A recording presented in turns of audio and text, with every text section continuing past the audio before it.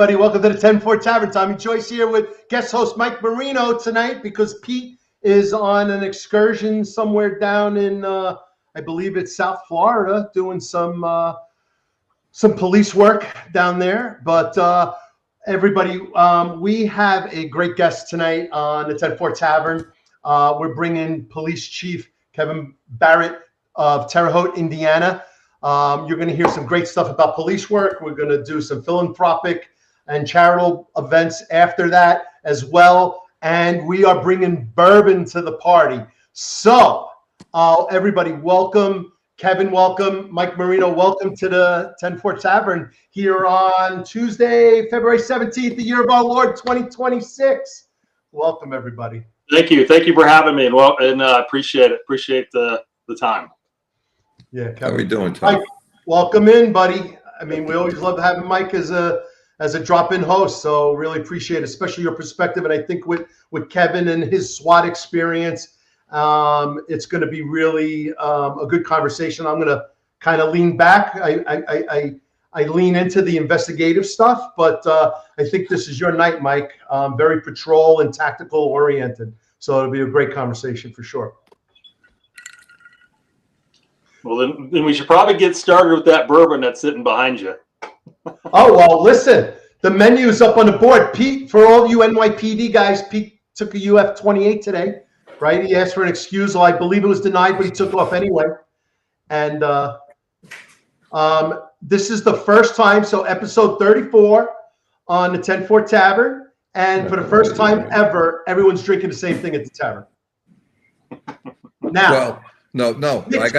I opened the 1041. I don't know what Pete opened. You got to open the other one, Tommy. Whatever I don't know. We didn't open. All right, so why don't we do this? Kevin, walk Mike through the 1041, and then you tell me which one to open. I'm going to pour it over a big rock, and we're going to do a bourbon tasting. What do you think? Okay, that's great. Great place to start. So the 1041 label, it's a blue label. It's a 5-year-old 94 proof Kentucky straight bourbon whiskey. And when we started this project, the blue label was our very first launch. 1041 in my neck of the woods means beginning your tour of duty. I know that changes, throughout the country, but for us, it was beginning our tour of duty. So we thought, what better 10 code to start with, because we're kind of trying to figure out what we were going to name it. And so we went with 1041. We went with the blue label because we are law enforcement, heavy on the responder side or the first responder side. And so that was our initial launch. And we just recently brought that back to market in December. We just relaunched it because of the bourbon aging process that we're all faced with. And before that was, before we brought that back, was the red label, which is behind your right shoulder there, the 10-8. Since that was our second product, we brought that, and we launched that during COVID, and we couldn't get a lot of the supply chains or the supplies that we needed because the supply chain was just busted. And we knew long term we wanted to do a blue and red label, so we went ahead and jumped on the red label because we could not get the same bottle. We couldn't even get the same paper for the bottle itself and all the components that are associated with that. So we launched the red label, which is a 10-8, meaning it's back in service because there was just a little bit of time frame from beginning our tour of duty to getting back on the shelves, which means we're back in service. So right. That's what I recommend you open and give that a try, and then hopefully you can sip. That one. Hopefully you can sip on all of them over the next couple of hours, but I don't know, how much time we got. But so I'm going to tack a 10-8. I'm going to tack a 10-8 right now. Mike already went ahead. So, Mike, you said you were on the 1041? The 1041. So why don't you walk him through what that tasting looks like while I pour this? And I'm pouring mine over a big rock because I'm not going to do it neat. So I would go the rock too. I like normal ice. I'm not a big rock fan. I like the normal ice. But that's what I've got here tonight as well. But the blue label, the 1041, being a 5-year-old, it has a little bit of vanilla and caramel taste to it. But I do know one thing, that all three of them, I like them all. They all taste very good, and they all get me to where I want to go. Whether it's, having a long night drinking because it's been a long day, or we're at a party, or if I need to sip when I come home at the end of the day. Even though I'm not a weekly drinker, but I know when I'm ready to drink, this is what I'm going to have, and I like them all. I know what good whiskey tastes like, and I know what bad whiskey tastes like, and this is all good whiskey. So, all right. So, I definitely, Tommy. Every time you take a sip, you're definitely getting a snootful of the aroma. I'm definitely picking up the vanilla, and I think a little bit of the caramel because it's kind of like perfumey, and I guess that's the caramel, but it's strong, and it's every time before you drink it, you're tasting it. yeah. No, very nice, easy. It's nice and smooth. yep, Finish. it's pretty smooth. No burn, no real burn, nothing. No burn. Mm-mm. Caramel. And Tommy, for you, it's a little heavier rye. The mash bills are all a little bit different, which I really won't discuss what those are totally, but they're all heavy corn. However, the red label that you're sipping on is a little bit heavier rye, so you're going to get a little bit more cinnamon flavor there as you. Well, that's good to know because I'm a big rye fan. I like rye whiskey, and we have a brewer over here that does a rye IPA. He calls it a rye PA, and so I like those nuances. I like rye bread. I like that flavor profile too. So very cool. Good choice. I like it. I'm enjoying it. Let's get into police work, and then we'll get back to the bourbon later. What do you guys think about that? Yeah, that's fine. So I've been on the job for 32 years. So if I start talking too much, you just shut me off. But so why don't you do this? What you do is Chief of Terre Haute, Indiana. Tell us about Terre Haute, and then tell us about where you grew up and how you got into Terre Haute. Okay, Terre Haute, our community is about 100,000 people strong. The city itself is about 65,000, and I've been here all my life. I grew up here. My family's from here. I've got 7 brothers and sisters. We all kind of live in the same area for the most part. Good Irish Catholic policeman. You know, that's kind of just who I kind of sums it up. Who I am as a person. Our city, even though it's very small when it comes to a city, we're the largest city in West Central Indiana. So you've got to pretty much go an hour and a half either way, north, south, east, or west, and we're in between St. Louis and Indianapolis, Chicago, and Evansville, or Louisville, which is probably a better point for you. We sit in the middle of that, and we're really the crossroads of America. I mean, that's our slogan, and it really fits. I-70 runs right through the middle of our city, but I guess it's more on the south end. But so we get a lot of traffic stop-offs and things like that. But our crime rates are down. Thankfully, they've been down for the last couple of years. Our biggest problem here is meth. It has been for several years, probably pretty much since I've been a policeman. And we're doing what we can to get that under control. But that's probably our biggest crime. I mean, that drives the majority of our burglaries, our robberies, petty crimes. That drives it. And really a lot of our domestic situations as well. That's really bad stuff, right? I read about that years ago when I guess it was coming out, and they kept warning that it was coming east. Mm-hmm. It never really got to New York City. It seems to be more Central America, but it really looks like it's bad stuff. Yeah, I mean, we had the dubious distinction, and I'll get into my career later, but when I was in the drug unit prior to getting selected for SWAT, that our county and another county in Iowa led the nation and seized meth labs. And that's when the internet really took off, and you could get online and, make whatever you want to make. It was on there. So with a little bit of, help from some of the big chain stores and then the farm fields with the chemicals, it was an easy day and for them to make their own. Now, those are completely under control. Because of the amount of chemical that goes into that and it releases certain odors, you can smell your way to them. So those are far and few between anymore. But we were doing several hundred a year for a couple of years there. I mean, it was bad. That was, like I said, a couple of decades ago. But meth is still our problem. It's imported mostly, Southern California through Texas and up through Mexico. So how does it come across, Kevin? How do they transport it? Trucks? How do they, trucks, cars, however they can get it up here. Usually coming this way, it's the product, and going back the other way, it's money. So we're trying to find both. And So how let's go bad is back. it? Hold on, Mike. So let's get Kevin's growing up, Irish Catholic, 7 brothers and sisters, comes on the job. We'll get into the crime rates because as the chief, I definitely want to dig into how is he attacking the UCR Part 1 crimes and all of this stuff and the meth stuff. But like, what year did you come on? That's 32 years ago. What year is that? 1993. Yep. Okay. And what was it like then? What is it compared to what is like now? And then some of the assignments that you went through. Yeah, it's a totally different environment. You can really say that just basically talking about technology of today versus what it was when I came on. I mean, we didn't have cell phones.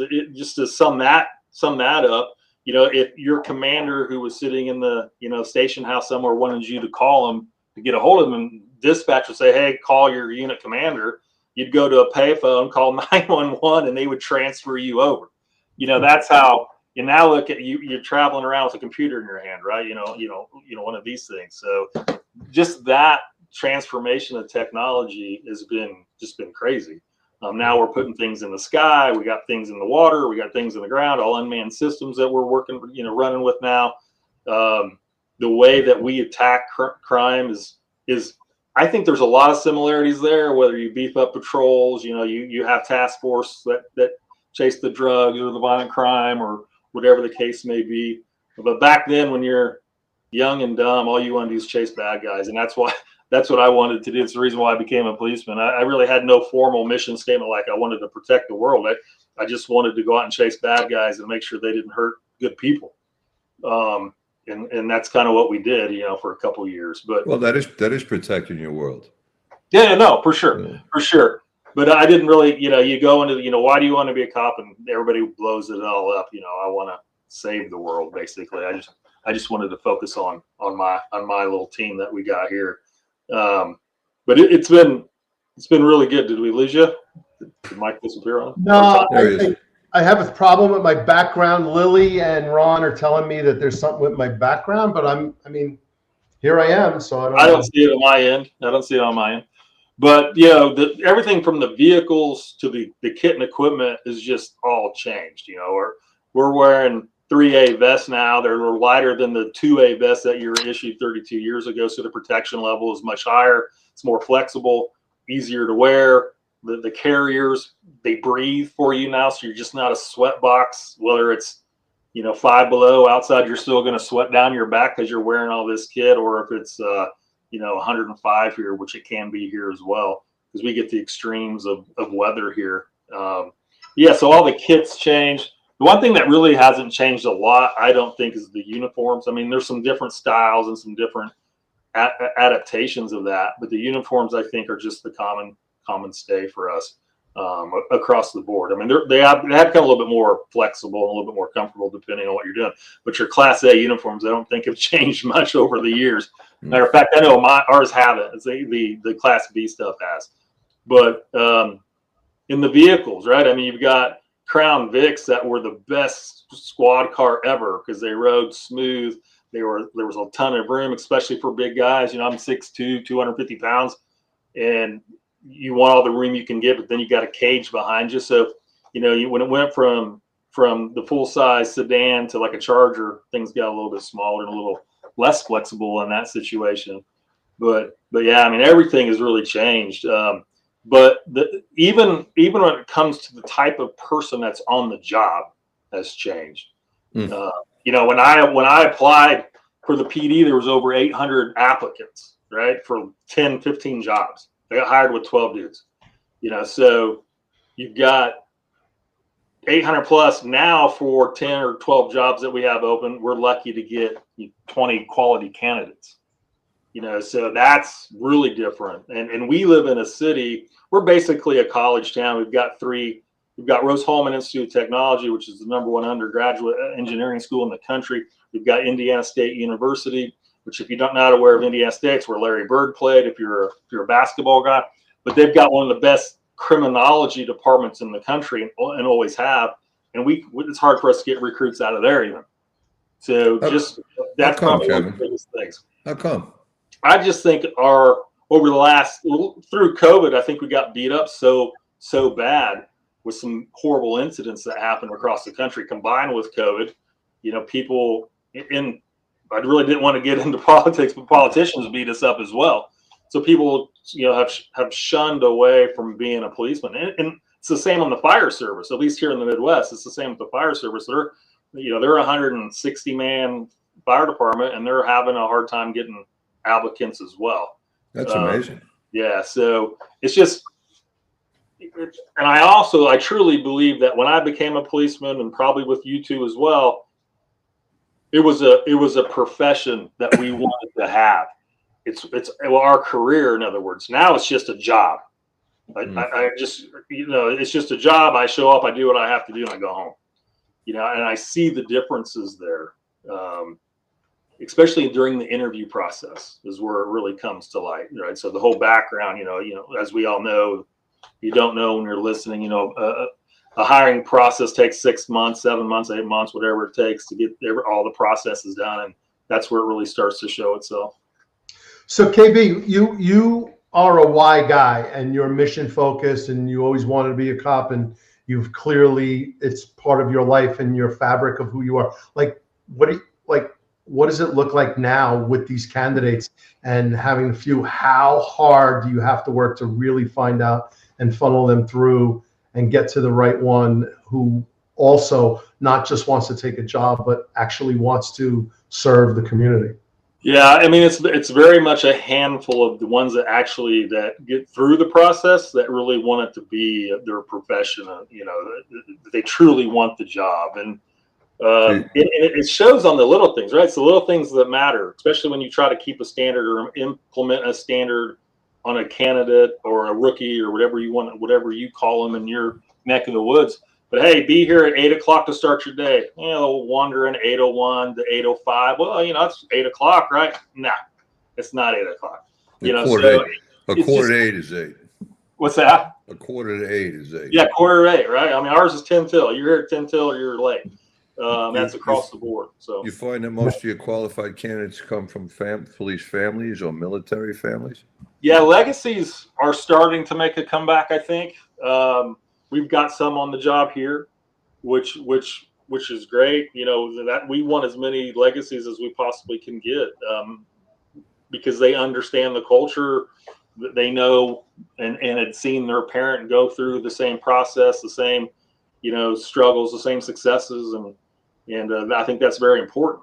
But we are starting to see some legacies come around. Military, we've got some great recruits coming out of the military, guys that have seen combat. It's hard not to find them. Our mayor was not retired, but left the military from the Ranger Regiment. That's where he came from, so he helps us with that.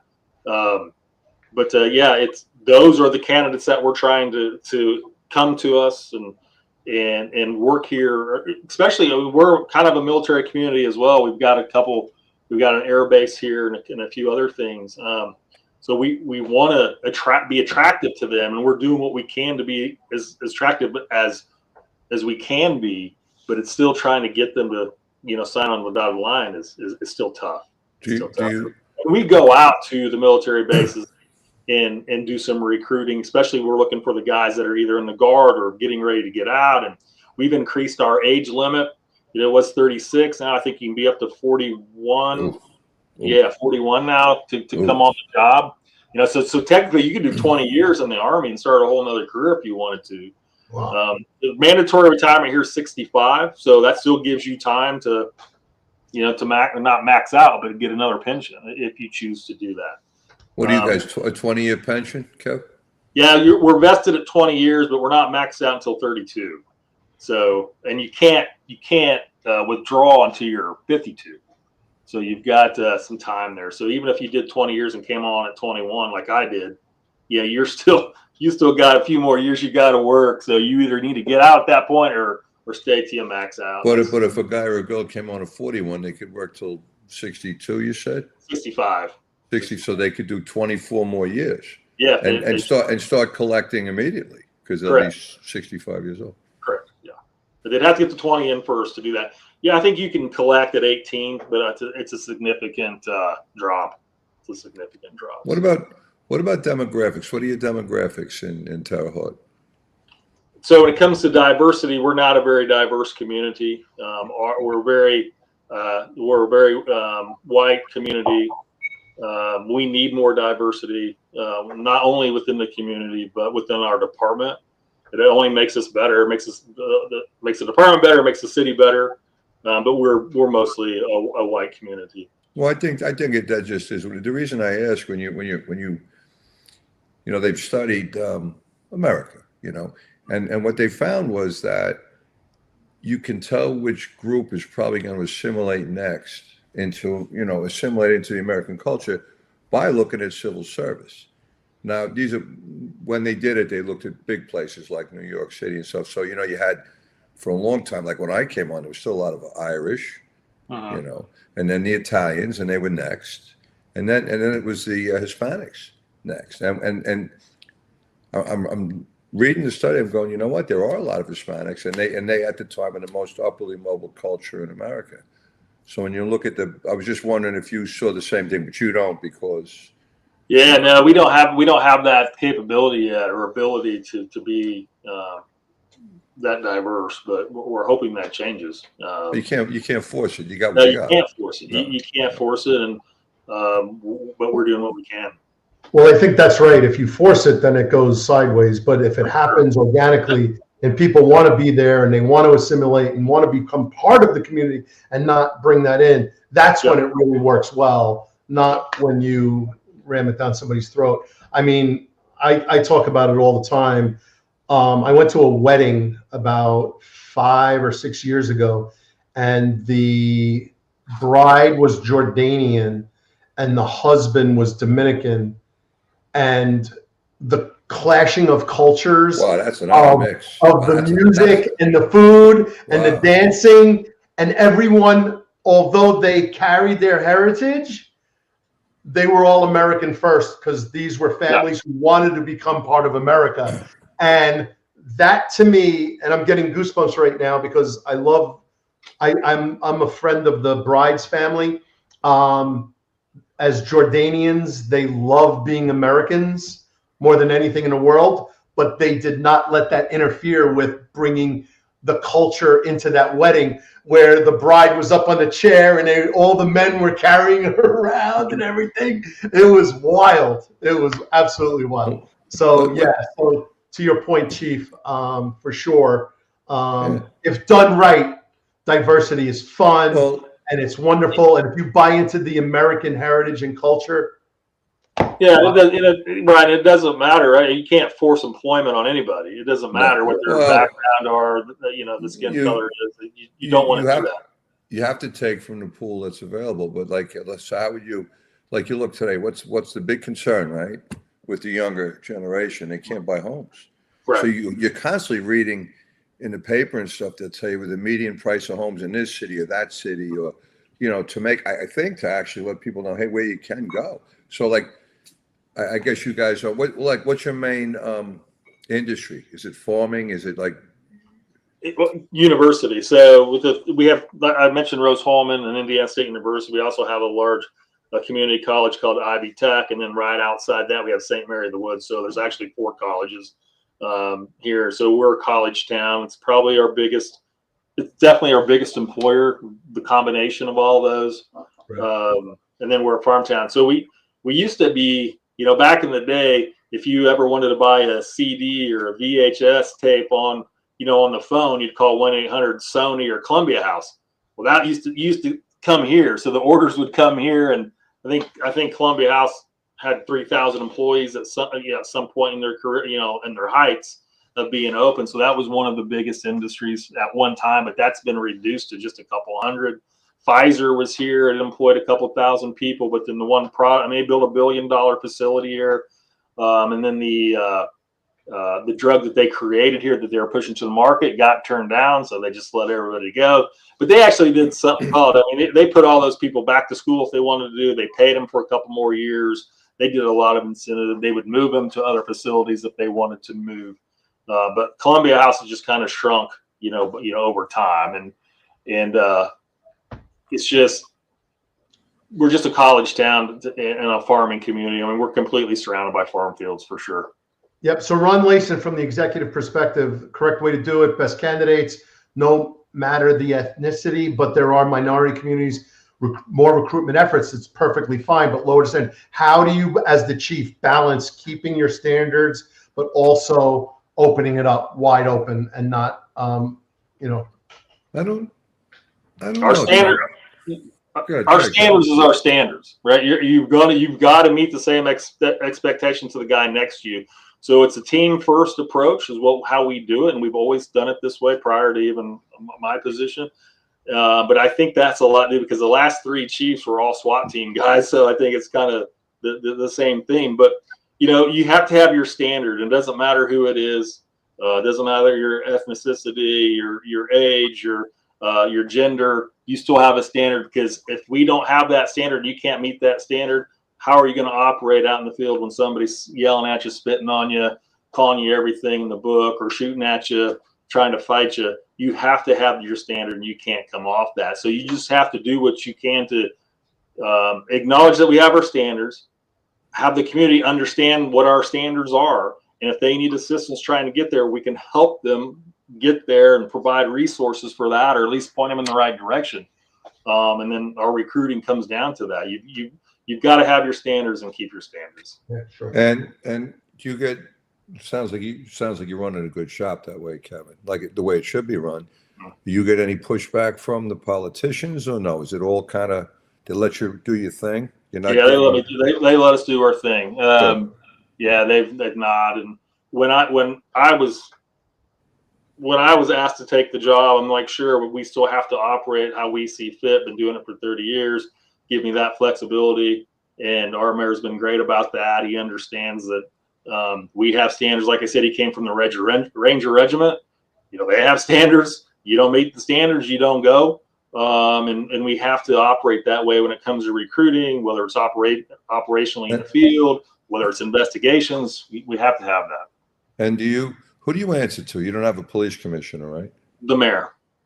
So is there like a board, like a town board, or just directly to the mayor? You to the mayor, that's it? Yeah, it's me to the mayor, and then we have city council as well. We have a city council that controls, budgetary. I'm just like any other city council. So in Tommy and my language, you basically are the police commissioner. Correct. Right. Okay. That's pretty good. So then I have, I'm sorry, but I also have, I call them chiefs, but they're technically assistant chiefs. One over, patrol or operations, the other one over criminal investigations. Right. So yeah, so we break it. That's the way to go. And you let them know that they run their shop. If they need, yes, they can call you if they want to, but otherwise run your shop. Correct. That's the way to do it. So KB, we have a question. You have an internal affairs or a professional standards group as well? Thanks for calling 63. Don't be calling IAB professional standards. Stop. What is an IAB? Let's call it. Do you have them? Do you have those guys? What is it? What's an IAB? Tell me what that is first. Internal affairs. They're the guys that come out. Internal bureau? Okay. Yeah. No, so our internal affairs are typically held. There's a whole process. So we're an accredited organization. So there's a whole process for that through the Indiana and/or the state accreditation process. And depending on the type of complaint, either the group supervisor can handle the investigation, lieutenant, the captain, or at the chief's level. He or she is investigating their own personnel for corruption complaints. Corruption? You're going to have to understand New York language. You're going to have to.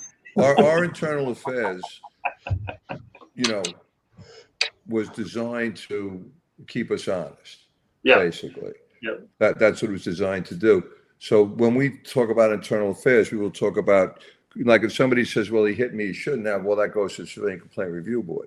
Somebody says, hey, the guy stopped me and he took $20 out of my wallet. That's internal affairs. Or he's taking free meals every day, or he, some ridiculous stuff. Yeah. So crimes are investigated by captains or higher. All those crimes. So you're investigating your own then? Yes, we investigate our own. The people that work for you. It's not an outside or an independent. Right. So depending on the severity of the crime, the state police will do it. Okay. So we have an agreement with the Indiana State Police. So like policy violations, things like that come in, like I said, sergeant, lieutenant, captain, they all can investigate those. Just depends on the type of policy. Somebody says you're taking money from drug dealers, the meth lab guys, so let them operate. Who investigates that? It probably end up being the state police. Okay. So it is independent. They don't know you. Yes. Okay. Yes. Right. Yeah, we don't mess around with the crime stuff. I mean, like I said, we're the largest agency in West Central Indiana. We support all of the counties around us, either through investigations or tactical support. But when it comes to internal stuff, I want to do as much independent stuff as I can. But I still want to be involved, or my team's involved with it. Because there's always somebody does not like city policemen at the state trooper level. So that has to be managed. Do you have your own? You have your own crew under you that'll do stuff like that? Do your guys, they do the sensitive or the confidential stuff? Yes. Yeah, that's all handled at the admin level. Yeah. Okay. You know what it sounds like to me? It sounds like Mike Marino's interviewing you, Kevin. He might want to transfer over to Terre Haute. He wants to come on board. He wants to go. Yeah, so, he wants to do police work again. Yeah, because they're having recruitment problems, right? And you're thinking to yourself, okay, it's mostly a college town, right? Right. And so Probably they graduate nightlife. and leave. Unless you can find a way to make it desirable for them to stay, attractive. So it's a lot of farm stuff. And let me tell you what, these young kids don't want to work 40 hours a week if they don't work on a farm. That's out of the question for them. Yeah. So Mike Reed, 2261 nightlife. Shout out. I bet you guys have a good nightlife for the kids. Yeah, I mean, it's a college town. So Friday and Saturday nights are interesting, I guess. they are interesting, and we have to have special details for those nights, for most nights. Yeah. But I mean, I guess your problem is, I don't know if your population is shrinking. It probably is. A lot of the farm areas are, because the kids, you have 5 or 6 generation farms. They don't want to do it anymore. No, it's hard. Let's face it, it's hard work, right? Real work. Yeah. Yeah. So, you might have a shrinking population. What do you do to retain what you got and to attract more people? How do you do it? Yeah, it's tough. I mean, we've really stepped up our public relations and community engagement, which is a part of policing anyway. But we've really stepped that part of it up. We're trying to. We've made recruiting videos. We're doing the YouTube stuff and the all the social media stuff. We're now getting online so we can stay in front of people that way. Instagram, I think, is our biggest one. On Facebook right now, but the others will come online here before too long. But it's just letting people know who you are. I mean, I think that's all you can do. Well, I'm coming out of college, right? I go to college there, and what can you offer me to show me why it's, what's attractive? What's my incentive to stay in Terre Haute? What is it going to give me? As I say, a 23-year-old person, maybe I'm thinking about getting married. You want to raise a family. Is it a family place? But what can I do to make money because I want to support my family? Yeah, so our salary is getting better, like most agencies around the country, but it's really getting better, especially under our current mayor and his administration. So you have very good pay. You've got a take-home car policy that you'll get a car in 2 years. We have all of the crime that you want to chase. So you're not going to go, if you want to be a policeman and still make a good earning wage, this is a good place to do it versus going to another community that you can be a policeman and you need to be a policeman, but you might not have the crime, that's a good thing, but it is what it is. And that's what, people like me, that's why I wanted to be a cop. I wanted to chase the bad guys. We also, we have affordable housing, which is great for you.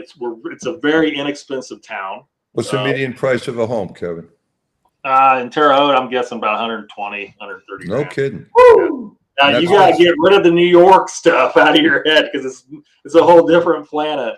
Yeah. When it comes to real estate. What's the average size of a house and a plot of land? And you're going to get a 2 or 3 bedroom house for that, probably 150 grand. Yeah, just on a normal city lot, like you'd look at your neighbor, you look out your side window and see your neighbor, in the city. So So it's we offer all the specialty units as well. So one of the things that we've done, we've really increased our the way that we're broke down in CID. We have white collar crime, so all the banking stuff. We have a unit for that. We have a violent crimes unit that handles all the burglary or not, all the robberies and homicides or suspicious deaths.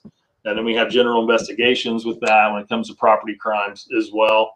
And then we've got our SWAT team, we've got our traffic units, and we've got several TFOs. So we've got TFOs with the DEA, with the Secret Service, the FBI, the Marshal Service, Homeland Security.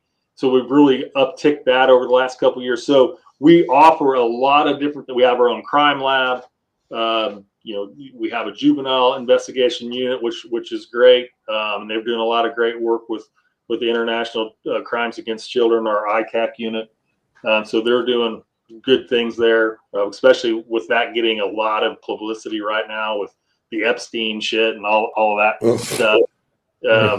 So let's do this. So you're running all that. Give me the numbers, the raw numbers, the UCR Part 1 crimes. So how many murders did you do in 2025? Six. Okay. So for 50, awesome. I love it. No, but 60,000 people, that's about right. I get it. Yep. Robberies, the numbers, you don't have to number, but like they're not. And how are you trending for the last couple of years? So across the board. So we've solved last 2 years. We've had 12 homicides in the last 2 years. Closure rate's 100%. So that's awesome. Usually there's one or two that are kind of, staggering, but we're pretty aggressive when it comes to investigating crimes, especially violent crime. So the whole unit is really, the whole CID jumps on it when something like that happens. So pretty proud of that. Other crime rate, just total shootings, like people shot and then shots fired jobs. And that's kind of the bellwether. We could go through the whole thing. This is not NYPD's version of cops. No. Trying to get a sense of the crime rate. Yeah, so we get the shooting calls quite frequently. Typically, drive-bys, and then either if they're not caught on camera, it's hard to continue those investigations. A lot of the times where people just aren't going to talk to you, how that is.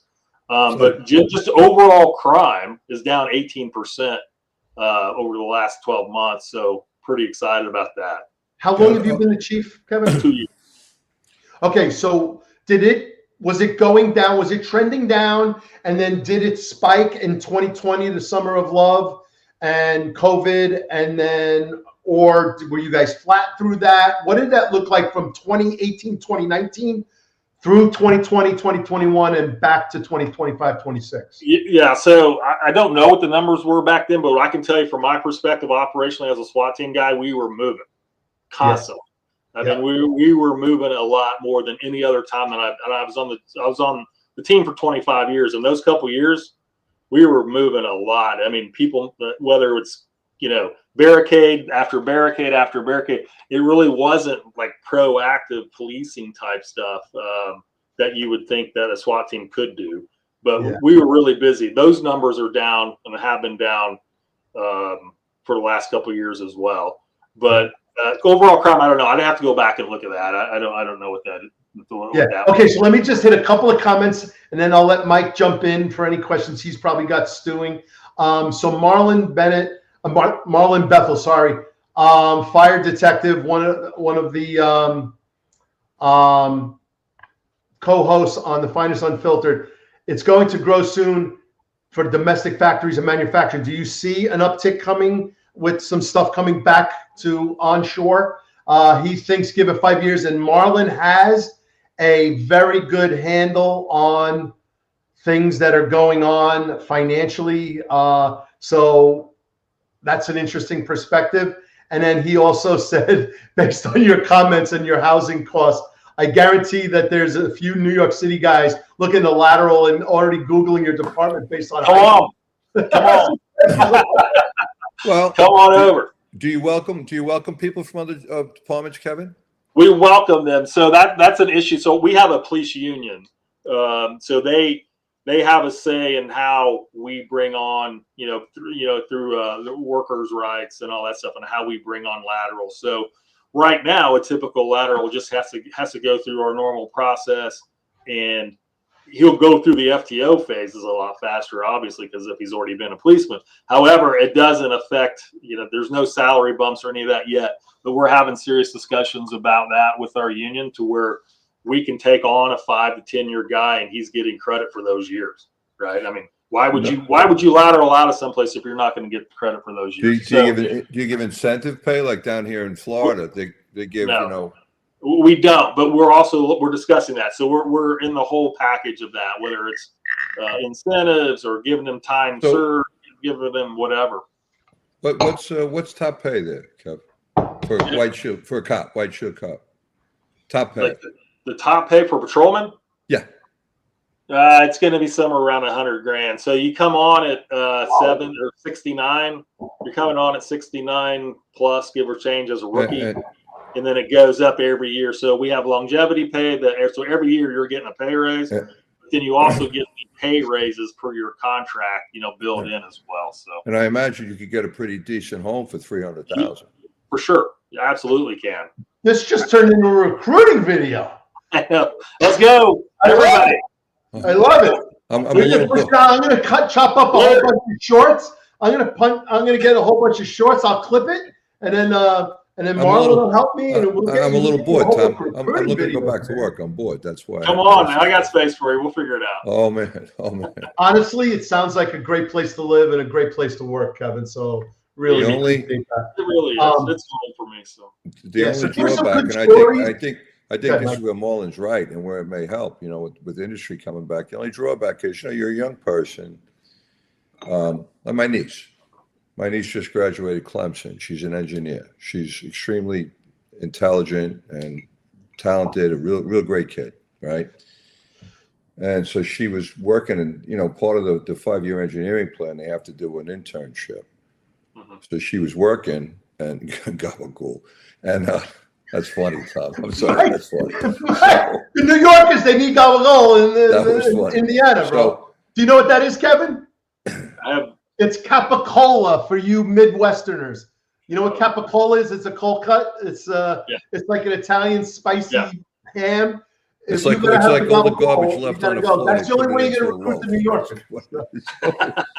I'm learning. I'm learning the New York language. My daughter. She had to do a paid internship in a small town by Clemson, and they loved it, and they wanted to keep her, and she didn't want to live there because. She's 21, 22 years old. There's nothing there when she's off.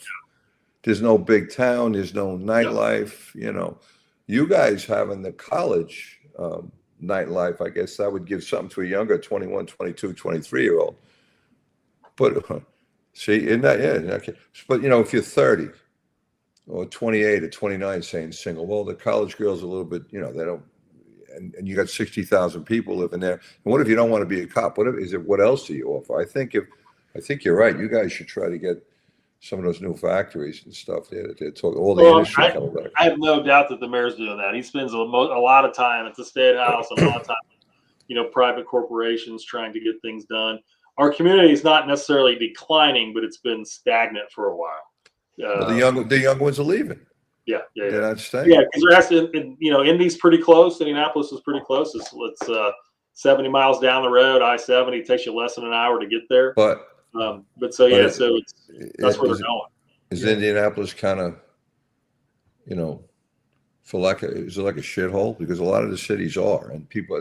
Metro is the metropolitan area of downtown used to be awesome.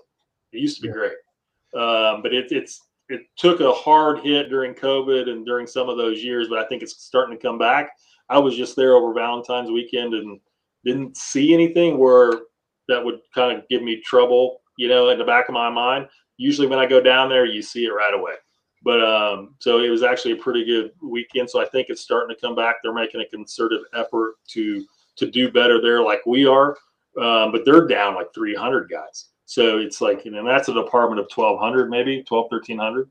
So they're down 300 guys, and they're trying to backfill those. But, and they can't even a big urban environment. They can't get people either. Yeah, they can't. But the donut counties and towns around Indianapolis, especially on the northeast side, where a lot of people migrate to, like Carmel, Indiana, Westfield.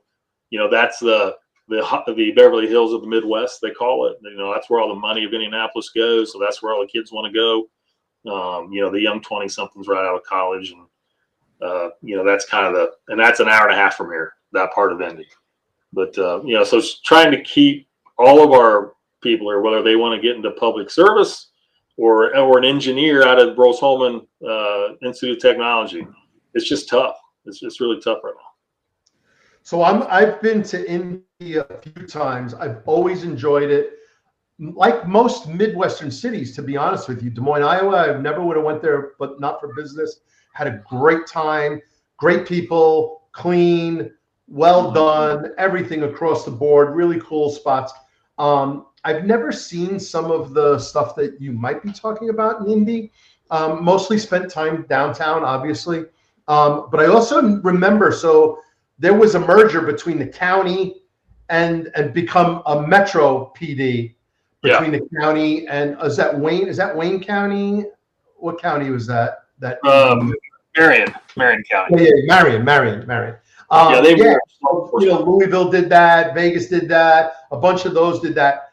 I mean, smaller agency like you, that would probably never happen with you in your place. The bigger ones do that. I always found Indy to be great, and I think it's a bellwether tell that a lot of conferences do go there, and then you do have the 500, right? And so, and I did that museum, and I did that experience. I just had wonderful times in Indiana, especially in Indianapolis. So yeah, I mean, the state of Indiana as a whole is a great sports state. I mean, you've got Indianapolis Colts, you've got the Indianapolis Pacers, you've got the Indianapolis 500. You know, so you've got that. You've got Notre Dame, which I'm a big Notre Dame fan. Probably can't see it on the hat, but Notre Dame football. You got IU, basketball and football, Purdue. Then you have Ball State, Indiana State, which is in our town. All of the smaller tier colleges, but sports here is a real deal. It really is. So I'm going to try and pull up. I didn't get a chance, but I know you mentioned Larry Bird in Indiana State, so I'm going to try and pull it up while you guys chat, and then we're going to get into some of the SWAT stuff, and we have some great pictures, and I'm sure each picture has a story behind it. So we'll get into that in a second. That's what I want to ask Kevin next. Because go ahead, Mike. Go, baby. We had emergency service here, Kevin. They always hesitate to call them SWAT. They call them a rescue thing, or because SWAT to them, you can't be like too oppressive, right? And those guys did a lot of different things. Those guys and girls, I always loved them. As you go up in the ranks, these are the people you call in the middle of the night when it's freezing cold, and they come out and you say, "Gee, I'm sorry I dragged you out," or they're out there with that heavy equipment on and they're on a fire escape. It's 110 degrees. I'm sorry, guys. No. Anytime do anything, anytime, anywhere. Best guys, best people in the world. Never complained that I saw anyway. And they had what they called observation teams in each truck. So these were the snipers, but they would never call them snipers. Sure. And they gave them a gun. The shooters all had their own weapon assigned to them. I don't think it was a 308. I mean, I saw them, but I never really looked into it. But they didn't practice that much with them. They had a weapon assigned to them, but man, shouldn't these guys be like getting a couple hours overtime every week? Don't you want to know that when you tell them take that shot that they're going to hit it? For sure. Don't they need to know and have that confidence? But now, what's the average day? So you have 6 homicides a year, and I imagine I would think the majority of those are probably domestic. Oh yeah. Typically. So, and the meth labs, you guys you sound like you kind of have them on the hand. So what's the average day of a SWAT guy in Terre Haute? Yeah, so right now, it's a part-time unit. A couple of the guys are full-time, like the commander and a couple other guys, but it's a part-time unit. They're always saying is with a full-time mission, but they train 5 days a week, and depending on what or 5 days out of the month they train, and then depending on if you have a specialty, whether you're a sniper or an explosive breacher or something like that, you're getting another 2 days as well. So you actually have explosive breaches. Yes, yeah. So they're assigned, I guess. So they train 5 to 7 days a month. Yes. And if they're snipers, they're they're at the range. They're getting proficient with the weapon. Correct. And I guess the rest of the time they're assigned to regular patrol duties. And if an incident happens, they get called in and they go.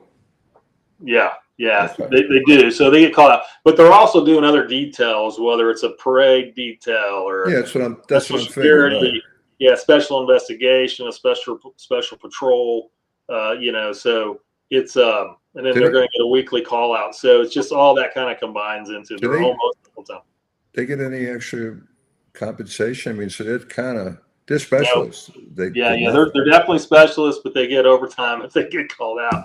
Depending on what the other assignment is, or how long they work, for that call out or whatever the case may be. But no, there's no specialty pay, and we want guys that want to do that. I understand. No, I get it. These are talented people. Probably a lot of them have military background and training, and they should get. I mean, I think so too, but it's not in the contract right now, so. I'm sure the guys are watching this right now thinking, okay, write that down. Well, no, but I mean, it's not. I get it for sure. It's not right because they're kind of doing double duty. They are doing double duty. Yeah. That's for sure. Yeah. All right, so let me pull up a bunch of photos. Let's go through your career, Kevin. Like you gave us a great background on Terre Haute. You coming up, where you grew up, lived there your whole life, going through what's going on in Terre Haute, the crimes, the issues, the problems. But let's talk about you. And clearly, the picture's dominated with the SWAT. And so let's talk about these pipe hitters and stuff. But as I bring them up, because I have no order for them, because keeping track of them chronologically is really hard to do. But I have one here that I'm going to bring up. It looks like it's very early, and then one more recent. So why don't we do this? Yeah. So the one in uniform was during. That's the sheriff of Vigo County. He and I were celebrity baggers at a Christmas event or doing some not-for-profit charitable work at a local grocery store. Just celebrity baggers is what we were, where people would come in and donate to a certain cause or charity. The other picture with me and my two comrades there was when I was in the drug unit. So I was early on in my career, probably at that point, I think I went in the drug unit 3 years in. Yeah, so it had been about 97 is when that picture was taken. The guy in the middle, Denzel Lewis, he's retired, has been retired for a while, and the guy that he's got his arm around is Greg Ferenczi, who was our guy that was killed in the line of duty 5 years ago. Which one was that? Which one was that, Kevin? The one on the right. So with the hat on backwards. The other one. So I'm the one on the left. If you can't tell, I don't have hair now, as you can see in that other picture, but I had hair back when I was 26 years old. Yeah, we all did. I get it. Okay. That's right. So that is Greg on the right. Yes. All right. So everyone who's listening, we're going to talk about Greg Ferenczi. Am I saying his name right? Correct. We're going to talk about Greg later. So that's a more important photo than I had realized setting up for production. So go ahead, keep going. Yeah. So like I said, we were in the drug unit at that time, and I don't know why we took that picture, just to take the picture, I suspect. But yeah, so how many years separated there? Probably get 25 anyway. Yeah. See, that's funny because looking at that picture, you could be narcotics guys in any police department in America because you look like the guys that used to work in NYPD. They all look the same. Yeah. You're all working late hours. You're all eating shit food. Oh yeah. Yeah, hanging around with the best of people. So your early days in SWAT. Yep. Yeah, so that's me in the middle with the sunglasses on. I think I'd been on there for maybe 2 years at the time this was happening. And if you just look at all I mean, it's not the best picture, but just everything from the helmets to the weapons to the shield to the vest. I mean, they're not even bulletproof vests. We had our normal street vest underneath load-bearing vest. So that would probably have been about 97 as well, 98. But yeah, I mean, everything's different. Yeah. We don't wear black, we wear blue. I mean, everything's different in that picture. Were those ballistic helmets or no? Well, they were old Army helmets. We didn't even buy them new. I mean, the Army So yeah, surplus. So then now you've got a more up to date picture of two guys working a hallway in a large school where you've got your monitors and helmets and comms, on their ears. That's more modern. That's more modern equipment they're wearing. Yep. Yeah, and the one on the right is just a picture of a scene that we hit with exterior lighting. Is most of these situations happen at night, right? So whether you need to light the structure up or if you're running nods or night vision, that's basically what happened there. And that's a little bit of an older picture too, because it's that's the old military. I can't remember the name of it, MCAT or something like that. The big surplus vehicles that they gave us back in the day. We don't run those anymore.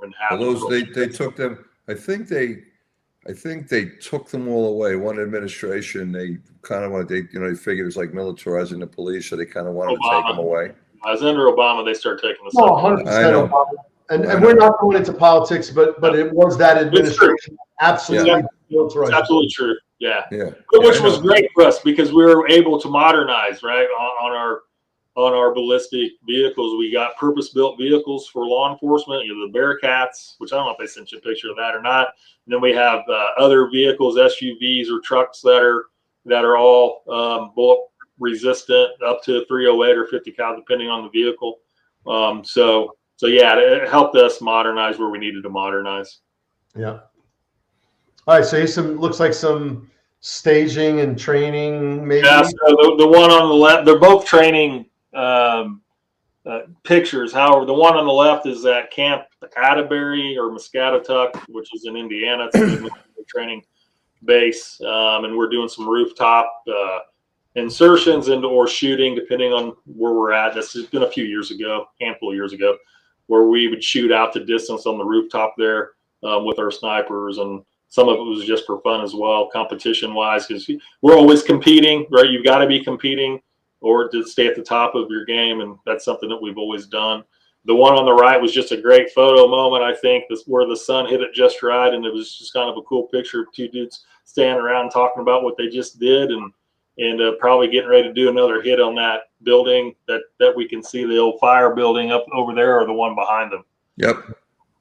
Yeah, Kevin, I got to be honest with you. I love hearing about the amount of training for these guys. Probably is not as much as you guys want, but certainly for a department our size and how we operate operationally, we train more than most. We train a lot more than most. It's incredibly important because you have muscle memory.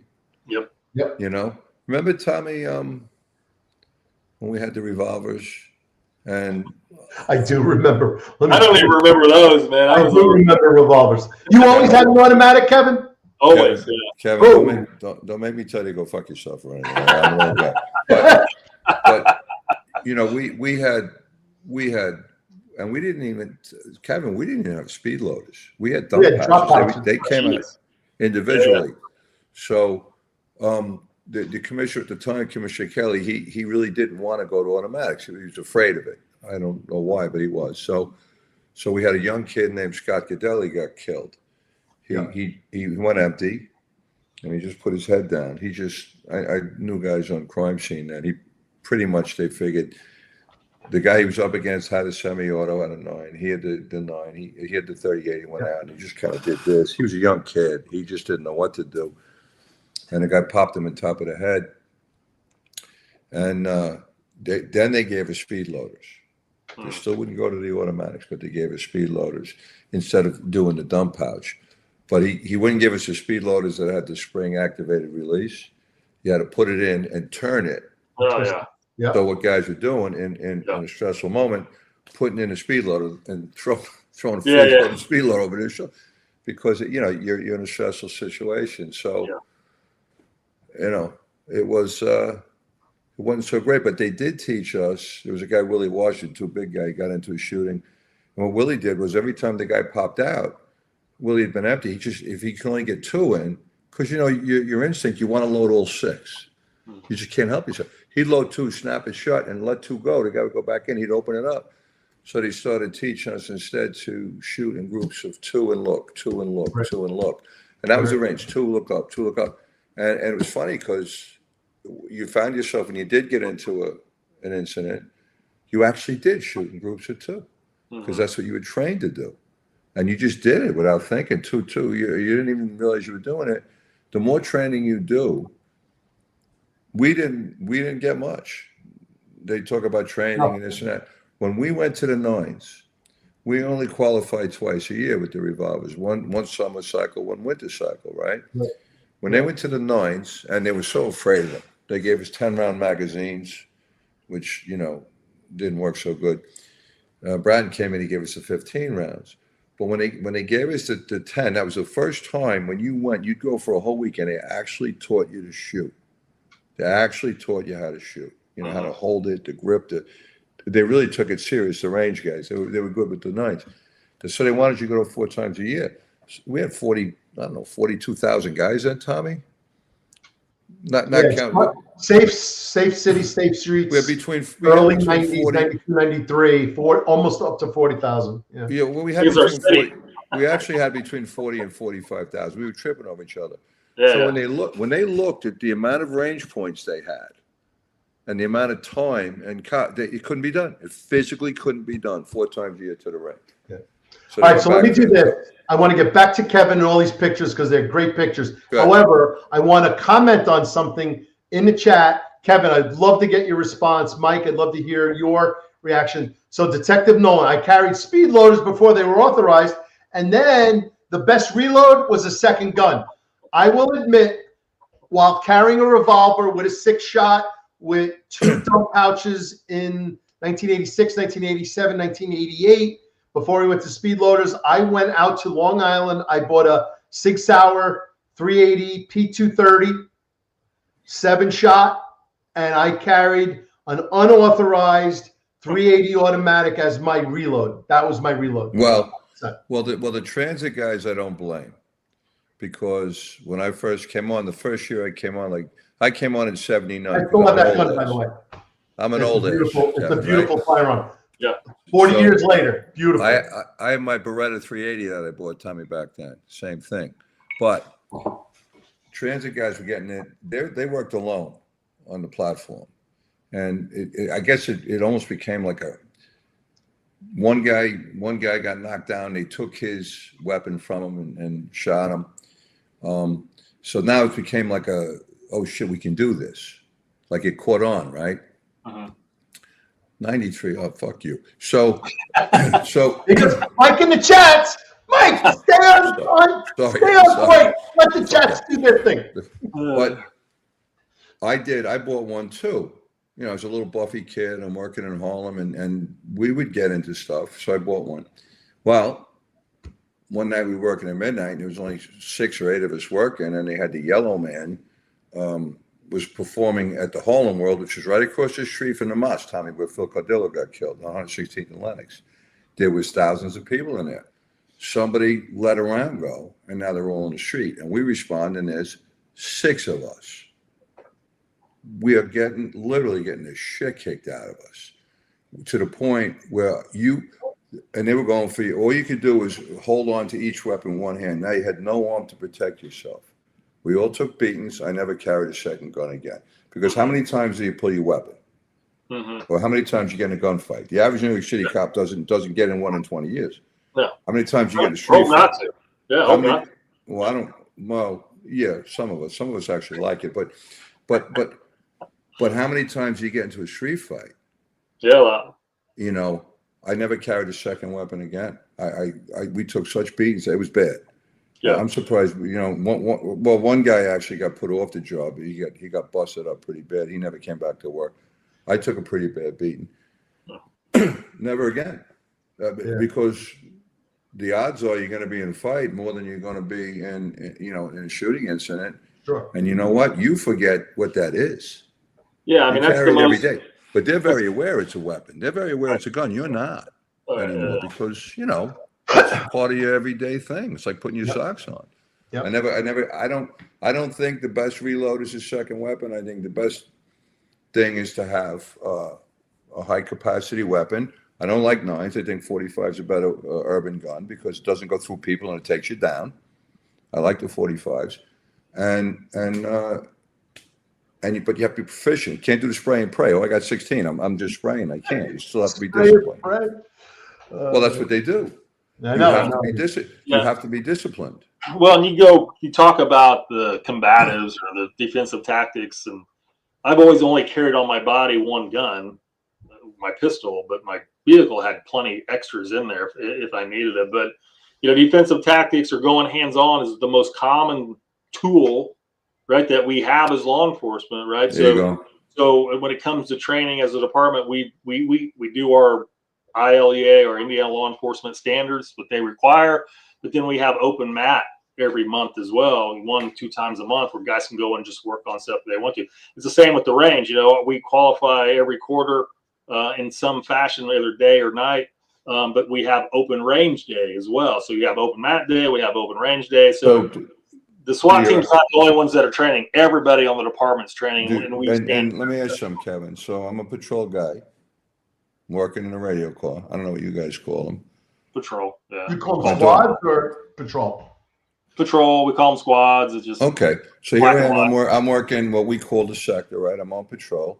We have I get time to go train physically and to train defense and to train. They give me time for that. Oh yeah. How much time? And I'm working. So we're running through block training, what we call block training for the department. So you have standards that you have to do for the academy to stay a qualified, certified police agency. The ILEA that governs all of policing in Indiana puts out standards, and you have to do that. So right now we're going through standards where you have to do defensive tactics for 4 straight hours, and then we're doing less lethal devices for 4 hours, whether it's taser, OC spray, baton, and that's every whatever. month? No, not every month. We do different things monthly, but those type of skill sets are done about every quarter, every 6 months. So there should be more than that. Yeah, and that's why we open up the mat for that, so guys can go in and work on that type of stuff. That's why we have open range every month, so guys can go be proficient with their pistol or their rifle, or if they need to work on less lethal stuff. So we do more than expected by far. Yep. Hey, everybody, real quick, I just got to chime in. We're a little over an hour. Please follow the New York's Finest, Retired Unfiltered, the Executive Perspective, 10-4 Tavern on LinkedIn, X, Facebook, TikTok, Instagram, whatever. Like, share, subscribe. And then that newest thing on the YouTube channel, sometimes for new and smaller content creators, you hit the like and then there's a hype button. Hit the hype button and try and get it promoted to it raises up in the algorithm. So please do that, everybody. Oh, I didn't know there was such a thing. I didn't know there was such a thing. Yeah, there is such a thing. It's a new thing because guys like you, Mike, not so modern, So let's get back because we are listen. I'm guessing this could go for 3 or 4 hours. So I'm gonna take the producer's prerogative of keeping things moving along. So let's get back to this little candid shot inside the back of a vehicle. Yeah, so that is a part of the team shot in the back of one of our vehicles at the time after a call out. The first guy on the right, he was killed in action in 2018. His name's Rob Pitts. Yeah. Who's that? His name's Sean Pitts. Rob Pitts was his name. Oh, Rob Sean Pitts. I got him too. I'll bring up both of their ID. Oh my God. Yeah. You lose. So I've had 3 buddies killed in the line of duty since 2015. So you know what? I mean, on average, looking at the amount of guys you have working to the amount of guys, you got a big percentage of guys getting killed. We did. We had more than the average, that's for sure. Is the other guy Brett Long? Yes. Yeah. Well, I got all 3 of these guys up. Let me do this because I need. What's that blue thing on there? What's that blue thing on the hat, Kevin? It's reflective tape. It doesn't glow in the dark, but it's reflective tape. So if you're running lights looking for bad guys and you come across a guy in the dark, that back then that reflective tape was to signify that, hey, I'm a good guy. He's a friendly. He's a friendly. Yes. And you weren't worried about that could become a bullseye. No, like I said, it didn't glow. It was reflective. It could have, but blue on blue is the worst thing that we had to deconflict, and that's the best way we could come up with at the time. Yeah, That so. one kid on the end there, that Brent Daniel Long, he's a young kid. Yeah, he was 2011. I think I said 2015, but he was killed in the line of duty. He was this K-9 officer that was assisting the Marshal Service. It really should have been a SWAT team call out, but they were assisting. He was asked to assist the Marshal Service on an apprehension on a guy that was wanted for violating his parole. And he was in for murder, or not. He didn't get charged. I don't think he got convicted of murder, but dismembering a body is what the charge was. So, but he ended up getting out on parole, federal prison for that. But he didn't report. So Rob had been asked to go help with his dog. It wasn't on the team. He was pulled away from the team just to go do that. And while he was searching, they cleared the whole house, didn't find him. Then the dog indicated in a room on a false wall. So it was a panelized wall that was it was dug out behind it. And when the dog hit on it, the guy shot through the wall, shot the dog, and shot Brent. So that's how he was killed. Rob. Hold on, KB. So I just want everyone to know, for those who are not watching and listening, so I pulled up on the screen 3 police officers who have died in the line of duty from Terre Haute, Indiana. I got police officer Brent Daniel Long. I got police officer Robert Sean Pitts and Detective Gregory Joseph Ferenczi. We're going to talk about Greg later in the show because that is part of Kevin's why and what he's doing right now in his philanthropic and charitable events. But to Mike's point a couple of minutes ago, for an agency the size of it is, and having these 3 guys in a career, Kevin, I don't have 3. I know because of 9/11, I do. Yeah. Personal people that I knew who died in the line of duty on the job and in the performance. 9/11 obviously skewers that number, but even in New York, I have less, and I worked in some busy places. Yeah, sure. Less than this, and if you take 9/11 out, this is a big deal, Kevin. So thank you. Brutal. It's brutal. And we'll talk a little bit about officer wellness at the end. We'll talk a little bit about making sure you get help and reach out. We said it at the beginning. We'll say it now. We'll say it again at the end. It's a big deal, man. And so go ahead. Like, I just want everyone to know it's on the screen. So if you get so like I was explaining about Brent, he was on our SWAT team as well, but it wasn't a SWAT team call out. It was a Marshal Service request. With Rob, it's the same thing. I was the team leader at the time in 2018, and just promoted him to. I just made assistant commander at that time.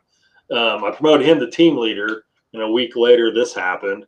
But he was assisting. He was assigned to the Marshal Service as a TFO, and they were chasing a guy. And the guy got elevated on him and random shot down on him, and he caught it just by opening up a door. The guy was in an elevated position. He just fired down at the door, and Rob ended up getting hit. And then Greg, like you said, we'll talk about him in a little bit. Okay. But yeah. All right. Well, everyone, hashtag never forget. Don't ever let these people be forgotten. In your agency, wherever you are, wherever you're listening, across the country, thin blue line, there's way too many. There's more than we can keep up with. I try to change my Facebook profile to the most recent person killed in the line of duty. I can't even keep up with it. Yeah, you can't keep up. I mean, there's one a day. We just had one 2 nights ago, or was it last night? A small village right outside Indianapolis. It's a suburb of Indianapolis. Had 2 guys killed, or 2 guys shot and 1 killed in the line of duty last night. It's Center Grove. It's called Center Grove, the little community outside of Indianapolis. It's actually Indianapolis surrounds Center Grove, but it's its own incorporated town. And let me ask you this, for those who are listening, and Kevin and Mike, both of you, this is a question for both of you. Car stops and domestic violence. Like all the time. Domestic violence, I think, is because of the emotional position on that, and then car stops are just fucking dangerous. And man, I hate when I hear, oh, it was a routine call. Oh, it was a routine car stop. There's no such thing. take No. routine out of the equation? I think what people have to remember is that, you know, when we're kids or rookies, all right, kids, we call them kids, Kevin. And you know what? Screw you. You're a kid to me too. But I'll take it. Yeah, damn right. Damn me, I would too. But you know, they teach you to do. We have different, you know, procedures for car stops, and as you get more salty, if you will, what are you, Buffy? Don't know. See, the things that they teach us develop because somebody got hurt. So we don't criticize. I don't like when people do that. Well, you did this. We critique. We critique because you don't want it to happen again. So you don't criticize. You go for sure. So a lot of our procedures or routines, or whatever you want to call it, come because somebody got hurt. So it is for real. And you know what? Maybe you do 100 car stops, and they're all routine, as Tommy says. And I know Tommy doesn't like that word, but he knows what I mean. But then the 101st time you don't. So you remember Timochenko, Tommy, right? Russell Timoshenko, right. Yep. And they did a car stop and when it, now I wasn't there, and this is only what I'm told. I didn't do the investigation, so if I misspeak or I'm wrong, this is only the way I understood it that night. But we always had, you know, Kevin, the operator of the car would go to the driver's window, but he would stand behind it. He wouldn't come square to you because you could get shot. He'd be a little behind, so the guy, and your partner would go like to the back fender on the other side. He'd tap it, let him know he's there so he can kind of observe. But you'd see them, they'd both go to the same side, or they'd all go, you know, right next to the thing where all the guy would have to do is just take his pistol and just shoot you because you're right there. And come on, guys, what are you, Buffy? Well, no. But when you see people now, Russ, I think he went up to the tinted glass, and it was really heavy tinted, and he was pretty close. The guy shot him 3 times in the face. I mean, right? You know, and they go, bullshit summons tinted window. Yeah, sometimes, but that law is for us. That law is for us. For sure. That's not for anyone else. That's for us. And stick to your procedures and your routine, because they were developed because somebody got hurt. Right. You know, and I don't know about you. I mean, it sounds like you've had it pretty bad. I know I had one of my guys get shot when I was a sergeant, so you're pretty close. Shot a squad of 8 guys. You know, these were your guys. That was a horrible feeling.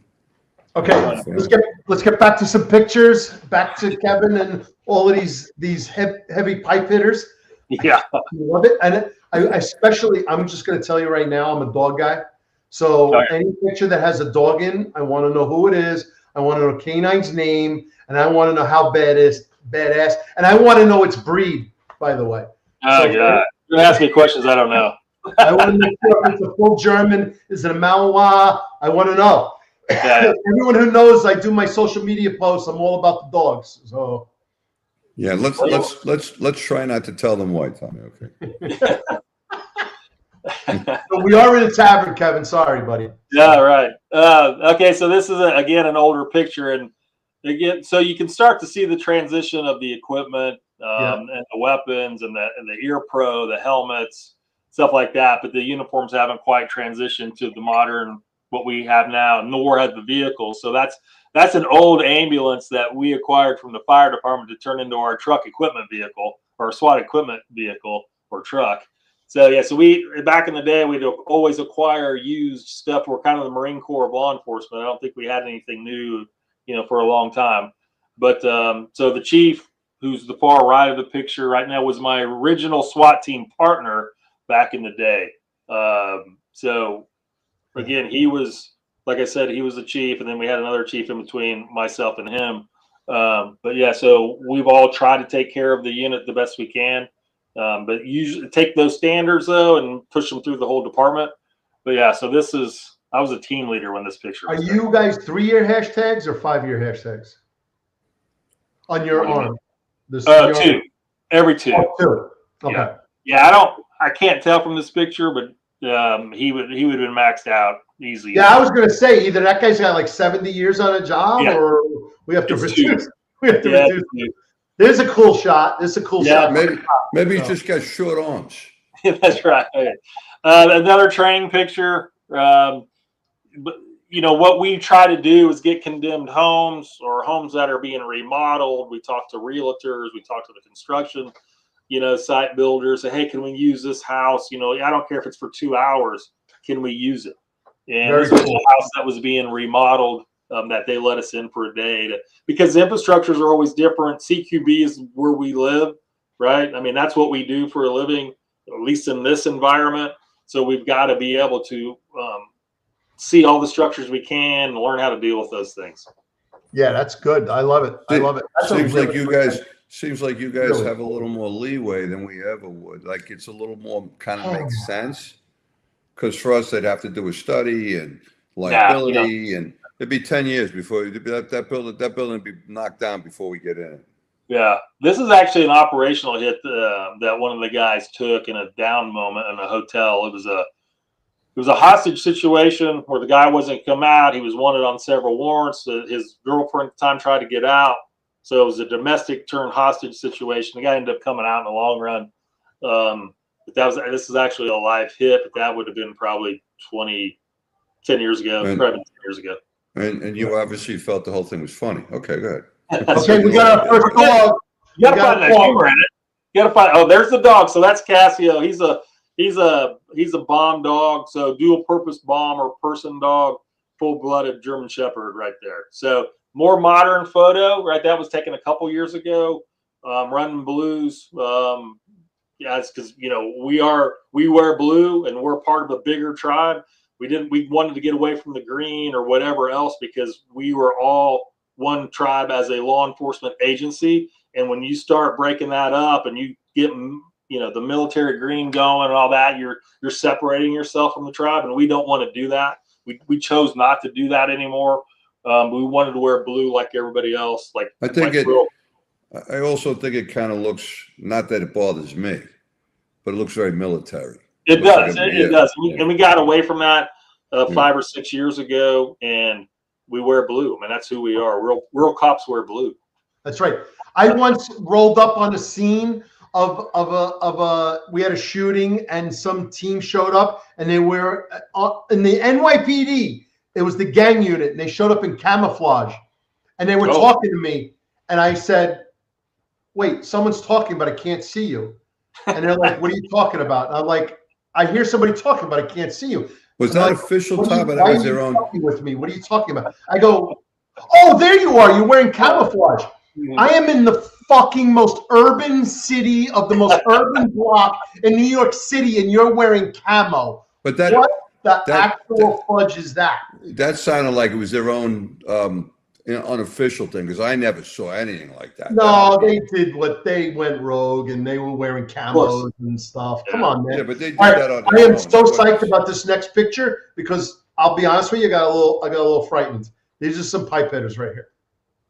That's the real team. So that's the modernized team. We've integrated dogs into our work. We got the Bearcat out back, which you can't see, or the couple other ones in F. I think they're both F. 450s, whatever, armored vehicles and an equipment vehicle as well. But that's our modern team shot right there. I mean, we don't do anything less with 20 dudes on a hit. What are the long guns with the bipods? Those are 308s. So the snipers those are 308s that the snipers run. Everything from their optics, that's a $8,000 weapon system right there that they're running with. So SWAT's not cheap. New weapon coming out, 6.8. Yep. All of our guys are running M4s with cans or suppressors, and then we like I said, we've integrated the dogs, which are a big deal. I mean, the risk that they reduce for us as assaulters are enormous, right? Plus, we have other things too, unmanned systems and drones and stuff like that we use as well. Love the dogs. Firm missiles, baby. I love them. You hate this, but you know something? It's funny because you hate to see them get hurt. Oh yeah. No, I love that the job across the country has called them line of duty deaths and injuries. Yeah. And you have to, but we got pushback from our canine guys that we were integrating handlers. I mean, they're actually certified assaulters with handlers. I mean, the dogs go in with the guys. And that's a big deal. At first, the older canine guys pushed back on that. It's like, okay, would you rather use a tool that we have to save one of our lives. I mean, that's why it's here. We don't want them to get killed. We don't want them to get hurt. That's exactly what it comes down to, Kevin. That's what they're there for. It's a shame. It's a shame, but it's what we've come up with. Yeah. So let's go. We got to move, guys. Sorry, and we're gonna go over. I'm telling you right now, we're gonna go over. So Kevin, get an excuse from your wife, whatever. Mike, get an excuse from your wife. I'm all good. We're gonna go a little over, but we're gonna keep moving. I hate to be. You're good. But what is this memorial? It looks like. So this is Police Week. So everybody's familiar with Police Week. May 11th is actual Police Memorial Day. I think it's Police 11th. Yeah.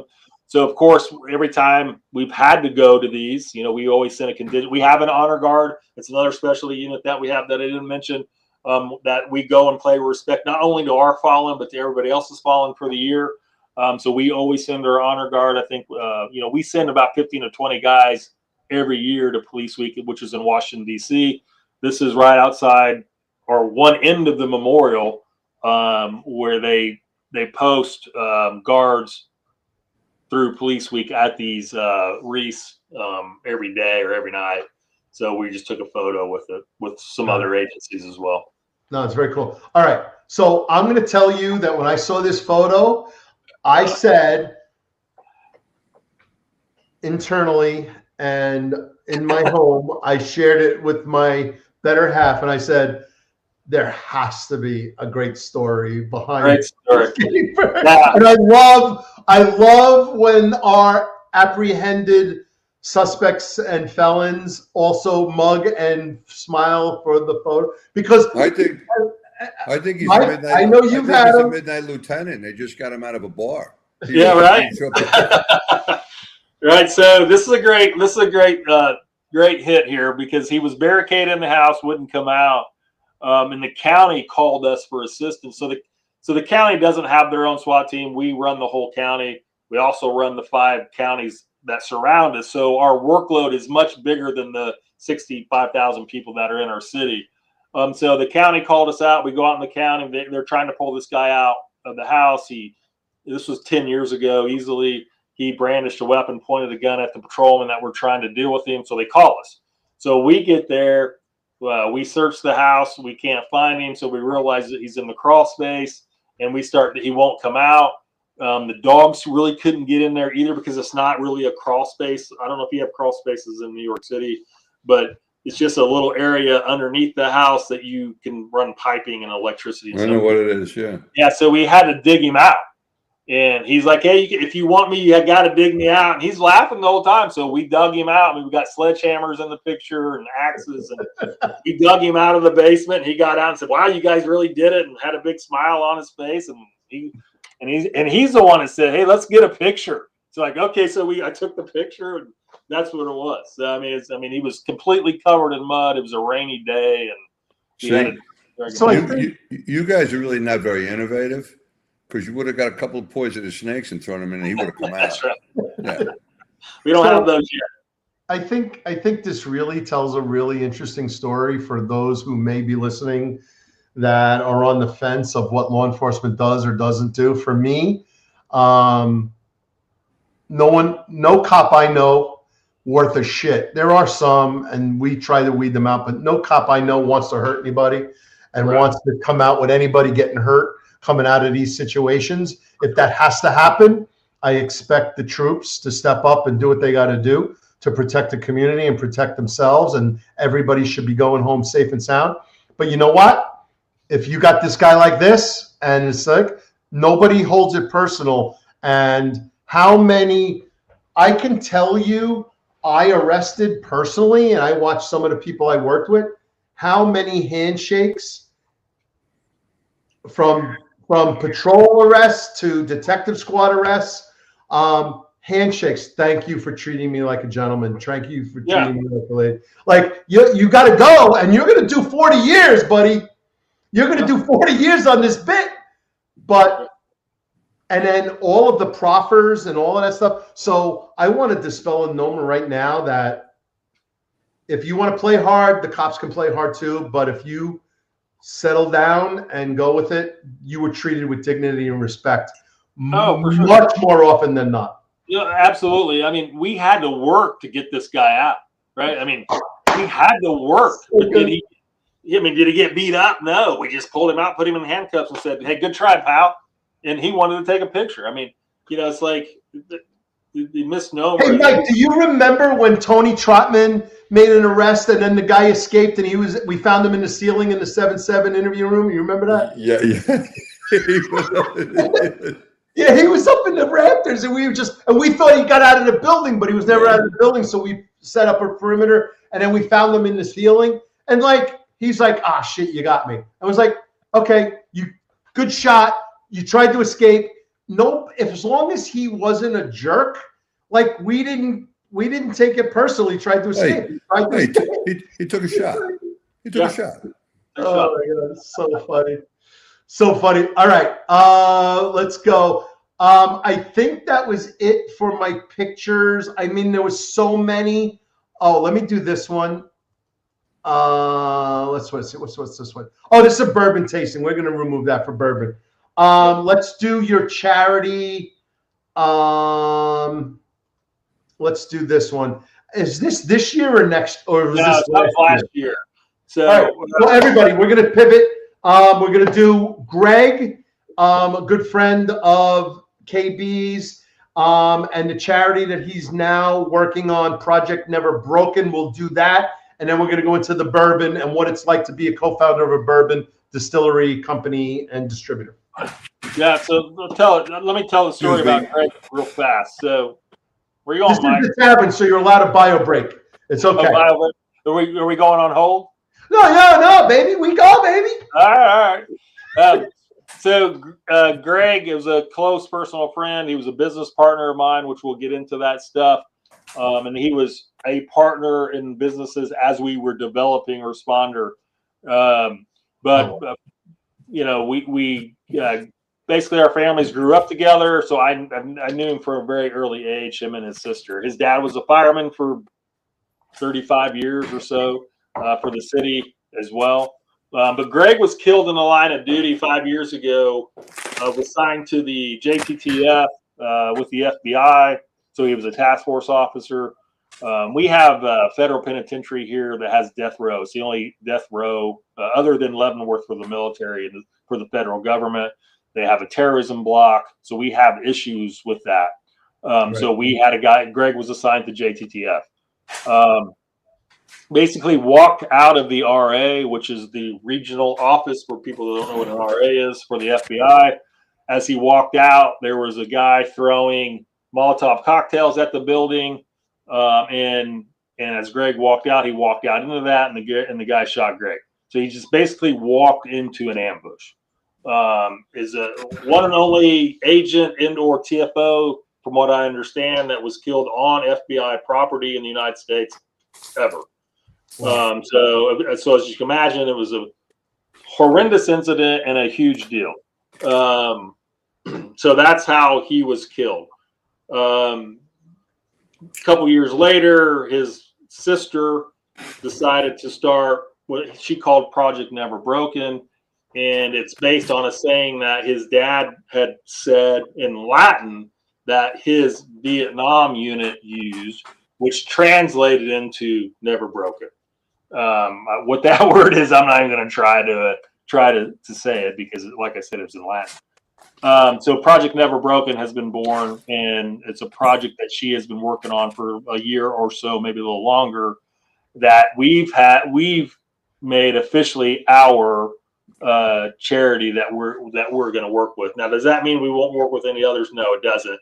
But our primarily give back will be through Project Never Broken. Right. So everybody on the screen, if you're not watching and you're just listening, we have projectneverbroken.org. It's common spelling. It's easy. And then there's an email, info@projectneverbroken.org. It's in the banner below, but if you're listening only, projectneverbroken.org, info@projectneverbroken.org. Good. Yeah, so with Greg, just a quick funny story. So he wrote that book called Narcops, and it was published, and I think he ended up getting it published online during that. Hey, you can publish your own book online through this service, and he gave it to me to read when he got it back, and I was in it. I think I'm in a couple pictures or whatever, but there you go. That's it. That's the saying. Detective Nolan, I'm going to go out on a limb right now. So at Detective Nolan 63, I'm going out. If you want to email me, Detective Nolan 63, for the num quam fractus equals That's never it. broken, and for being a very, very strong chat contributor. If you connect with me through X at the 10-4 Tavern, Facebook, Instagram, or LinkedIn, if you slip into my DMs and tell me who you are anonymously, I will always protect you. You will get a bottle of Responder Bourbon from me. Oh, on that note, if you go to our online distributor, we did set up a 10% coupon or discount through our website, and you type in the coupon code Responder, and you'll get a 10% discount. Right. So everyone who listen and stay on till the end, and then we'll tell you, point you to, because Kevin can't distribute directly. He's got to go through distributors, but there is a coupon. So we'll do that at the end as well. But Detective Nolan, from me to you, 63, find me on all the social media platforms, and I will hit you up, and I will send you a bottle of bourbon. Kevin, where is your bourbon available? We're going to get that. We're going to get there. Okay, go on. Yeah. So that's it. Non-quam whatever. I can't try to do it, but that's it. But to go back to the book, he gives me the book. I read it. I'm like, Greg, that's probably one of the worst things I've ever read. but he's got the book. It's out there. Of course, I was extremely jaded, because it's my closest friend, and it's just a funny story. But it's all about drug enforcement, and this book is available online to purchase. I don't know. I'd have to find it. I know they did do a reprint after his death, but I don't know. You could find it. It's funny, because as soon as it was announced and it was out there that he was killed in the line of duty, his book was on Amazon. It was on Amazon for like $1,200. I'm looking right now. Shit, ridiculous. But I don't know that it is anymore. But I'd have to check with the family. I'm looking as we speak. Hold on. So keep talking. Yeah. So thanks, Marlon, for putting that up there. projectneverbroken.org/about/. Appreciate that. Okay. So 92 Charlie Marino needs a show. He's great as a guest host. Yeah, I know. We just got to get him to stop reading every single chat. He's got to. Well, I was gonna do. Oh, who's the dog? Who's the dog? Introduce the dog. Oh, those are my two German shepherds. Hold on. There's one. Where's my girls? Oh, my girls. Those are my two German shepherds. We could listen. What are their names? I was gonna do a podcast. So I was gonna call it The Angry White Man. They wouldn't let me do it. All right. So bourbon. Let's talk about bourbon and how you got, Kevin. How did you get involved in? Where's the idea come? Yeah. Start from the beginning, and I'll bring up some videos and photos and stuff like that. Okay, so this is going to be a 15-minute or so dissertation. So after 9/11, which we've already spoke about a couple times here, Greg and I, Ferency, who we just showed off on his not-for-profit by his sister who was killed in the line of duty, after 9/11, we were both basically sitting around and saying, hey, how can we get more involved in this fight on terrorism? We're in, Midwest, we're in Indiana, it just happened in New York. Is it going to overtake the United States? What are we going to do? Right? I mean, how do we, I got to quit looking at the thing. You talk. How do we get involved? How do we get involved in this global war on terror that just has come to our homeland? And we were thinking about it and really couldn't figure it out at the time. And we're like, okay, well, maybe as time went on, not a lot of things had transpired. And we launched the military to take the fight to them, which was awesome. And they've done a tremendous job. And we're still trying to figure out something. Well, at one time we decided to, like, you know what? let's just not worry about it. And then we had kind of this thing came up to where I just got on the SWAT team. I've been on the SWAT team for a couple of years. He was working as a TFO with the FBI at that point. And we're like, what can we do for guys like us to communicate? Well, we came up with a format called SWAT Digest. And SWAT Digest at the time was, the internet was just becoming a thing. Again, this is technology moving through our 30-plus year career here. But the internet was becoming a thing after 9/11, right? In 01. So about 03, 04, we came up with this format called SWAT Digest. And it was an online portal, which is what they called them at the time, for guys in our tactical community, whether it was investigations or actually operationally tactically, to communicate. Hey, what are you seeing in LA? What are you seeing in New York? What are you seeing in Springfield, Illinois? What are you seeing in Bardstown, Kentucky? For guys to come and talk about shit. Well, thankfully, our military did such a great job. We weren't talking about terrorism. We were talking about drugs, and how that affected our communities and what we were seeing tactically there, not only tactically, but the rise of meth labs and all that type of stuff. So all of that was dumped into SWAT Digest. And as that kind of moved along and gained traction, we were asked if we printed any of this information. So it went from an online portal to an actual 48 to 52 page, 4-color print magazine. And it went out at its height. It went out to 30,000 people. We were sending that thing out to 30,000 people. It was a fully functional publication. We were getting writers from all over the country, telling us about X, Y, and Z, and we were publishing it. We would read them, but we tried to. There it is, right there. One of the, I think that was the initial cover that we did. So we put that out as a publication, and then during the Obama early years, go green, quit printing, save the earth type shit. We went to an online format. And then as we were doing that, we were asked, because again, like I said, that went from counterterrorism, hoping information to come from that for counterterrorism to really just drug information, encountering drug, the narcotic trade. Greg and I were invited to go out to Philadelphia. And I think we mentioned this earlier, Mike, that to talk on meth labs and what we were seeing. And during those conversations, we were at a couple events that had 400 or 500 people at those events, and we were put into a position to acquire a training company called ITOTA, which was the International Tactical Officers Training Association. And that was it was a for-profit association that had like 350 members.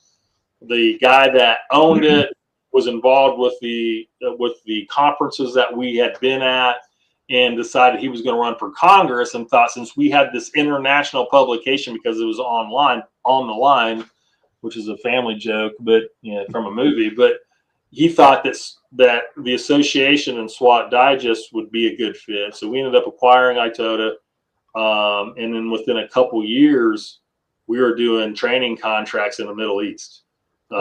Something that we never thought would happen. And it's not a non-for-profit. It's actually a for-profit organization when we acquired it. And we went from 350 members to 0 members, because we're like, I don't want to be the steward of people's personal information. I don't want any part of that.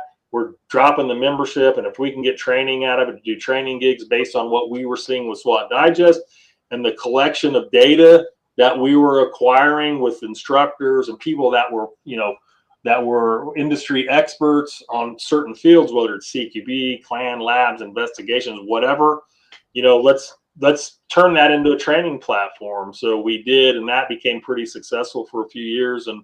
And we started, we launched a website. It was a big deal back then. Next thing you know, we're getting calls that, hey, can you do anything in the Middle East for this customer or that customer? And of course, that's all vetted through the State Department, Defense Department, and all that, with licensing that requirements with ITAR and all kinds of things. So we did that. So these were great opportunities for Greg and I to build something outside of law enforcement, but yet still within the community, because that's what we knew. That's what we know. we're big proponents of guys like us to doing something else, right? You're not going to make, you want to set yourself up to be successful after 20 years or 25 years. You want to do something else. We want guys like us, excuse me, to think about another career field, because this job eats you up. Without a doubt, it eats you up. And the longer you stay engaged and on the job, the quicker you will die when you get out. The facts are all there, and I'm not going to get into that, but you can look it all up online. So we continue to build this, and then I didn't think I could feel any worse. Thanks. You're doing great, though, Mike. You're doing great. So as we did that, we got put in a position to invest into a small boutique ammunition company, which is called Engel Ballistic Research, which we're a part of as well today. And what that is a specialty ammunition company that, in other words, the ammo has to do something. Anything from 9 mil to 50 cal. It can't just be supersonic. We don't compete with the big dudes of the world. We do specialty subsonic, fracturing, frangible. It has to do something that, or be subsonic in general as a ball ammunition. And this company, Engel Ballistic Research, that we own, that we co-own now, that I'm a co-owner of, it got started in the subsonic ammunition world for the Army years ago. So let me pull that one up. Go ahead. This is a long way to get to the bourbon, but trust me, it's coming. We're going from 300 blackout to first responder. That's right. So as we're doing this, a lot of the things that we did with EBR, that's it. Yeah. We would get guys from what I call, and is commonly referred to as the unit, testing our ammo, playing with our ammo, because with ITOTA or the training organization, we would hire guys that have recently retired from the unit to do our training contracts in the Middle East. And when I say training in the Middle East, man, it's at the lowest level you could imagine. I mean, there's no specialty skills going on over there. But with that said, we would hire guys from the unit because we had a great relationship there to do some things. And then we developed a relationship with a couple guys specifically for EBR who introduced us to who is now the CEO of Bardstown Bourbon Company, Mark Irwin. And I'll never forget this phone call from one of the unit guys. Said, "Hey, it was a very cryptic message that he left. I was at one of my son's baseball games. This was years ago, pre-COVID, and says, "Hey, can you take a phone call? I need you to call me." So I call him. He's like, "Hey, I got a guy that I'm going to introduce you to, but whatever he asks you, be honest. Tell him you can do it or you can't do it. Because not that you have issues. I'm just saying it might sound fun, but if you can't do it, just tell the guy you can't do it." I'm like, "Dude, who am I talking to?" It was my former unit commander. I'm like, "Oh, okay, yeah. I'd love to have that conversation, whatever it is." Because I'll let you he'll tell you what the deal is. But right. So we connect, and he's got some projects in the Middle East that we work with when it comes to ballistic research. So we spent a few years going back and forth to the Middle East together, doing some pretty cool things. And then during that time frame, he got on the board of a very new company, bourbon company, which was called the Bardstown Bourbon Company. And every time he was there having a board meeting, he would call me and say, "Hey, come down, have a drink or have lunch." I'm like, that's 3 hours away, 4 hours away from me. It's not the same day phone call. So let's get a little bit more ahead time here. But eventually it worked out. I went down and I hung out with him for a weekend. But at this point, he was named the CEO of the Bardstown Bourbon Company and got out of the defense space. So in his military background, he was the unit commander of Delta, then went into the defense space, and then took over CEO of the Bardstown Bourbon Company. Right. So I go down, hang out with him for a weekend. We drink a lot of whiskey. He tells me how whiskey's made or bourbon's made more specifically. And we have a conversation about, the story behind the brand is really what sells the product. And you've got a great story and we should think about doing a brand together. And I'm like, what kind of freaking story do I have? I'm a Midwest Indiana cop for the last 20 plus years. I mean, boring. Yeah. And he's like, no, man, think about it. You've traveled the world doing training. You've traveled the world doing ballistic research. You've met all kinds of guys in you and your partners, not just me, have met all kinds of guys with your background. And you are well versed in the police industry. And we should think about it. There's no national brand. And I just told you, that the brand is what sells the story. There's no national brand for that. And we should do something. So we, like I said, we learned a lot about whiskey that weekend, and we went away from there until we forgot about it. And then I'm guessing 2 months later, he calls me at 5:30 in the morning, and well, let me back up. So he tells me the process of creating a brand. And at the time, they had minimums, how many barrels you had to either make or buy, new production, new fill, or buy aged bourbon. And he's like, well, in order for you to get started, you're gonna have to buy some aged bourbon, and our minimum is $300 or 300 barrels. I'm like, well, how much is one barrel? At that time, it was $4,000 for a 4-year-old barrel of bourbon. And I'm like, well, that ain't happening. Yeah, Right. Yeah, we're not doing that. And he goes, no, I'm just telling you the current process, but we'll work with you, of course. And so he calls me a couple months later and says, how about X amount of barrels, 10 barrels, and we'll just test the market and see how it goes. I'm like, absolutely. And they had 20 barrels of a certain lot that they bought back from a brand that went under. And I'm like, well, we'll just take all 20 barrels. So we did. And this was right as so it'd been 5 years ago. So it'd been right as COVID was coming in. Right. And we had like 6,500 bottles out of 20 barrels. And I went to a local, a store that has 7. It's a small chain, local chain that has 7 stores. And I went to the guy that's been in the industry for 45 years.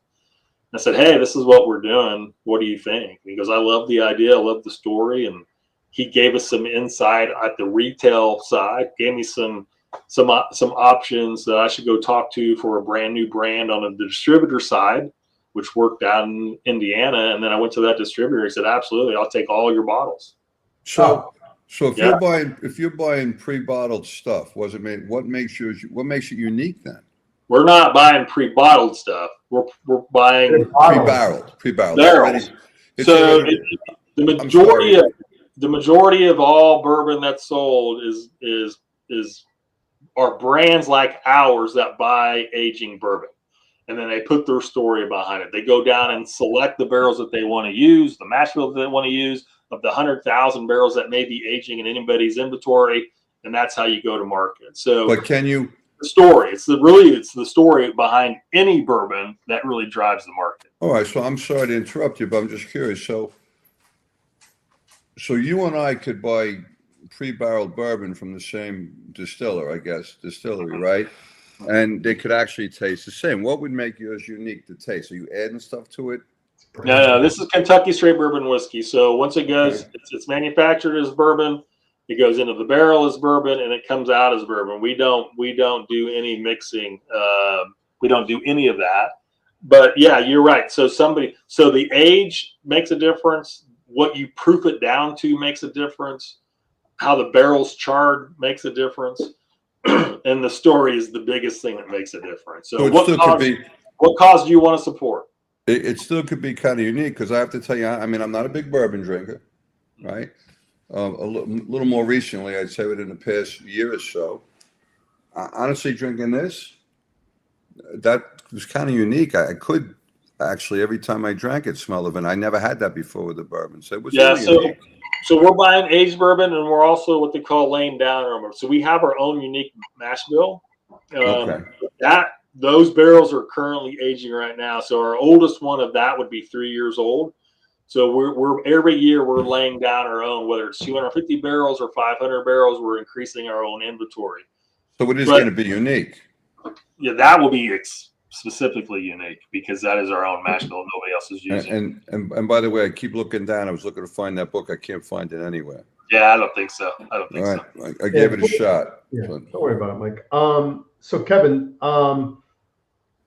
very cool story, really good. For those who are still hanging on and listening, I'm pretty boring. I would suspect. Videos. Actually, it's pretty interesting. So we are now bringing up a bottling. So you've Yeah, already so brought the barrels. Now you're putting this bottle. Yeah, so this is part of the bottling process. I think you can turn the sound off, but what you're seeing are the bottles being cleaned, pushed into the bottling process, where they're cleaned and then moved over to the fill station, where the bourbon actually goes into the bottle, and then it gets corked, labeled, and then put into a case. So you're seeing some of how that works right there. Pretty cool. So there's no really like secret formula for each and every bourbon. No, not right now. There isn't. Not for the actual juice itself. Because you go to any liquor store, and a lot of that juice is the same. And a lot of it tends to be the same handful of distilleries. It happens to be the brand is what's different, and the story is what's different. Maybe it's just me, but I honestly thought that what I drank with that bottle was pretty unique. I'm not a really experienced bourbon drinker, but I'm telling you, I thought that was I thought it was good. Yep, thank you. Yeah, so I think I have with a little bit of marketing experience. I'm going to tell a quick story. Let me figure out how to pull these out. It's different than selling weed, Tommy. So this was So here's another. Looks like an end cap in some commercial retail. Right there by old Natty Light. Yeah. Yeah, Natty Light and Responder Bourbon. So So marketing. So if I hear you right, you get a really quality distiller who makes really good bourbon, 5-year, 8-year, 12-year, whatever the case may be. You buy the barrels and then you bottle them and brand them, right? That's a good summary of it. Yeah. And then you have your mission and your why for Responder, which I think we can all, and most of our audience, maybe not all, but most of our audience can really relate to. Cops, firemen, first responders, military, mission focused on protecting the homeland, protecting our communities, all in, all day, every day. But a marketing story is about, I have this product and I have this product. How do I tell that story? Mm-hmm. Right? So does anyone here like Chilean sea bass? Are you familiar with Chilean sea bass? Yep. So Chilean sea bass is not from Chile. It's not caught in the ocean, sea. It's caught in an ocean, and it's not a bass. It's the Patagonian toothfish, and it's the most ugly, horrible-looking fish you've ever heard. But in South America, they figured out we have this great product, but we don't have a great story. And so what I would argue that there's an analogous story here of you've got a great product, and I'm going to take this great product and this barrel to Kevin and his team and his group in Terre Haute, Indiana, and create Responder Bourbon and tell a great story, because Chilean sea bass is not Chilean. It's from the Antarctic. It's not in a sea. It's from an ocean, and it's not a toothfish, and they called it a bass, right? And so it's how you market it, but it has a story behind it. And I think your story and our story, because Mike is part of it, our Finance Unfiltered family is part of it, and our listeners, I hope they're part of it. And even those who have never been first responders, never been military people, can buy into this, that we, as this group, care about public safety and protecting the homeland and protecting our communities. And so for you to give back. So I'm going to give you, we're at 9:04. So we are at 1 hour right now. Kevin, you can start wrapping up. Tell us why Responder Bourbon is important to you and what you're giving back to the community, for Greg and for everybody else. I did not know until this podcast that Greg was part of that process. I thought it was after the fact. So I'm sorry for that. But hey, man, tell your story. So Well, when it comes to just to back up the SWAT Digest partner there, ITOTA partner there, we started having the conversation about the bourbon, and then when he was killed in the line of duty. So that's how that happened. So, the why is because all of our stories need to be told, really, in my opinion, because the way that we give back to our community, to our state, and to our country. I mean, that's just that's just one of the things that need to happen. And then we need to have our own.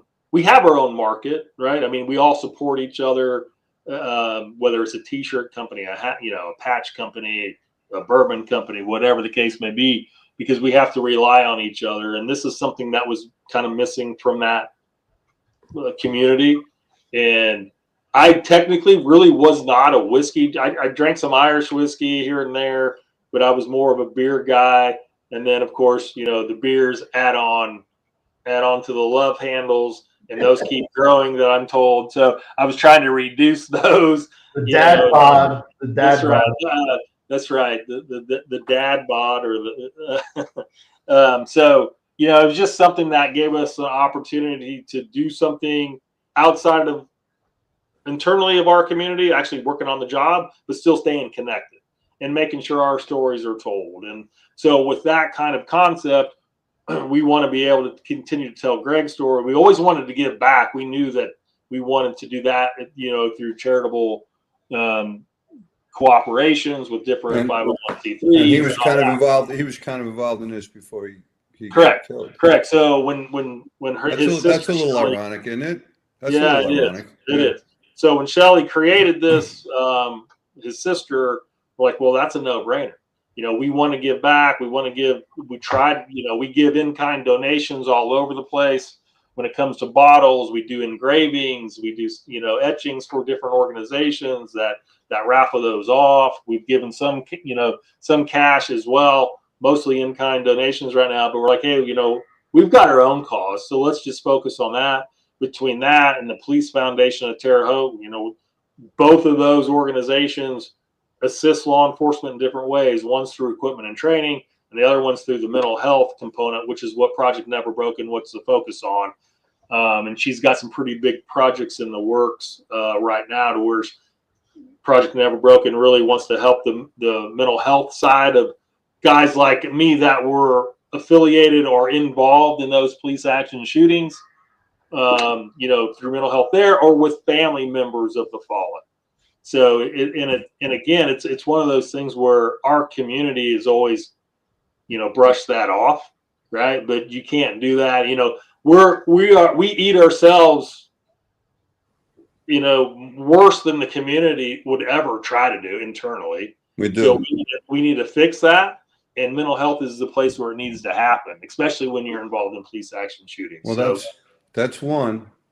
But see what you're doing. And I think this is where you fall short. So we all know people that have had tragedies or maybe not been treated right on the job. And I can think of a few guys, I don't want to name names, but they pretty much had their life taken away from them, and unjustified. And you say, boy, and we all, it's a shame, and we piss him on a lot. I used to look at the police department and go, so okay, just say it was you, Kevin. You got jammed up and it was unjustified. And it's a political thing, and you're going to take the hit because somebody's got to go.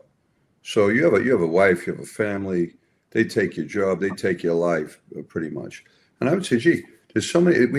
We have like 40,000 cops. If we just got 10,000 of us, because not all cops care. There's cops in the civil service. Let's just get the cops. 10,000 of you, and you each give, X amount of dollars, and we could come to you and say, Kevin, here's $1 million cash, here's your life back. It wouldn't cost me much, $100 or something, right? Wouldn't cost much, but they won't do it. We used to take, you're right, we used to take $5 a man if somebody got suspended or modified in the command. Now, $5 back then, the cop was making 18 grand a year. That was his W-2. So I worked in a command that was a little rough, and we had 4 guys suspended at once, and that was $20. It was a lot of money to go. But there was actually guys that was sitting and figuring out the amount of cops that were working. Here, this poor guy's he's got a lot going on in his life. You talk about mental health, right? You're on the edge with your chin now. You know, and he's sitting figuring out, well, if we all give $5, he's making more money than if he was working, and that's bullshit. I mean, why would you even? You know what? Don't give. I don't want your money then. Well, why are you figuring that up? Yeah. But you know, see what you're doing, and if you get this kind of word out, hey, you're going to drink bourbon anyway. Well, why not this one? And of course, then again, you got to be prepared for, well, how much you really giving? You're keeping a lot because you get those guys. Oh, yeah. But this is how I got in touch with John, Tommy, because I saw the thing on LinkedIn about Eric. Right. And I didn't know him, and I called John, and I said, I got him on LinkedIn. I said, listen, what's the deal with this guy? How can we help him? Can I get the word out down here? Because you should do that, but for the grace of God. So what you're doing is really great. And it's ironic that he got involved with this before he actually needed to be a recipient of it. Right. It's really ironic, Well, Boomer Esiason did that with the cystic fibrosis thing. He started that foundation before he knew his child had it. Right. Insane. So, I mean, it's an honorable thing you're doing. It gives you goosebumps when you think about it, Well, I think we should all do a little bit more for each other. So my son is a cop in DC, and Mike knows him. And as gracious as Mike has been to reach out to my son, completely independent conversations, which I have nothing to do with. No. He's counseling, he's mentoring him, he's doing it. So thank you for that, Mike, here. And so for everyone who knows, he always talked about, growing up, listening to the cop stories, wanting to become, he's a military member. He deployed overseas. He's in the reserves now. He's a cop in DC. And he was like, I want to do something. I want to do a brewery for cops. And first responders. I want to do this. Like when he sees this, he's going to lose his shit, right? So, because he wants to do that. And listen, this is not about us versus them. About if people are not listening, that we as cops and firemen and first responders, EMS and military members, we love everybody. You're not listening to who we are. Right. I'll say that. That being said, there is a clique of us that need to take care of ourselves, because the political powers that be and whatever craziness happens. There's coffee companies that have done this. There's breweries that have done this. Responder Bourbon. So yeah, if you're going to buy a bourbon, buy it from Responder. Why not? All our listeners, everybody. So Kevin, your career, solid growing up, wanting to be a contributing member of society in your community in Terre Haute. You 32 years, patrol through the ranks, SWAT, especially the SWAT stuff. Kudos to you guys for great SWAT work, getting recognized not only nationally but internationally, and then aspiring to the chief of the department, which is really interesting because, like you said, was it 3 or 4 all SWAT? So that is clearly the career path. Clearly the career path. What's the matter? You don't like detectives over there? What the fuck? Come on, buddy. Come on. Detectives are smart, man. They're good. But some of the guys in SWAT are detectives, Tommy. They do double duty. I bet there's SWAT guys that are assigned to detective squad. Yeah, yeah, that's for sure. Yeah. So, and I have another son, Charlie, 92 Charlie. Thank you. I have another son as a defense contractor, also protecting the homeland. Served 4 years as well as an Army 35 Foxtrot as well. So we are a family of service. And so, Kevin, it's an honor to know you because you're clearly a family of service as well. So what is the coupon? And I'm going to push it out. Share with me afterwards because I'll push it out on social media for the next 5 days. But what is everyone look at responderbourbon.com. So common spelling, RESPONDER, bourbon, BOURBON.com. And then in the chat is also the Finest Unfiltered. Thanks, Marlon. There's a link as well. So can we get the coupon code, and then I'll push it out on social media for the next couple of days for those who want to buy Responder Bourbon. Yep, it's just Responder. Coupon code, 10% discount code is just Responder. Type that in and it'll be applied. You know what you do with this? You know what you do with this, Tommy? You buy it, and you give it to your other cop friends that don't know what's around. Like I'm going to give a bottle of Joey Flacco, one of my old ponies. I already told him I have it. I have a bottle for him. And they tell their friends. You know, a lot of us don't know this exists. Right. You know? And I'll tell you guys, hold on, before you go, Kevin. I did Virginia ABC, and I had to find which ABC store in Virginia had Responder Bourbon, and I went and got my first bottle a couple of weeks ago. So if you're in your particular state, how many states are you distributing to?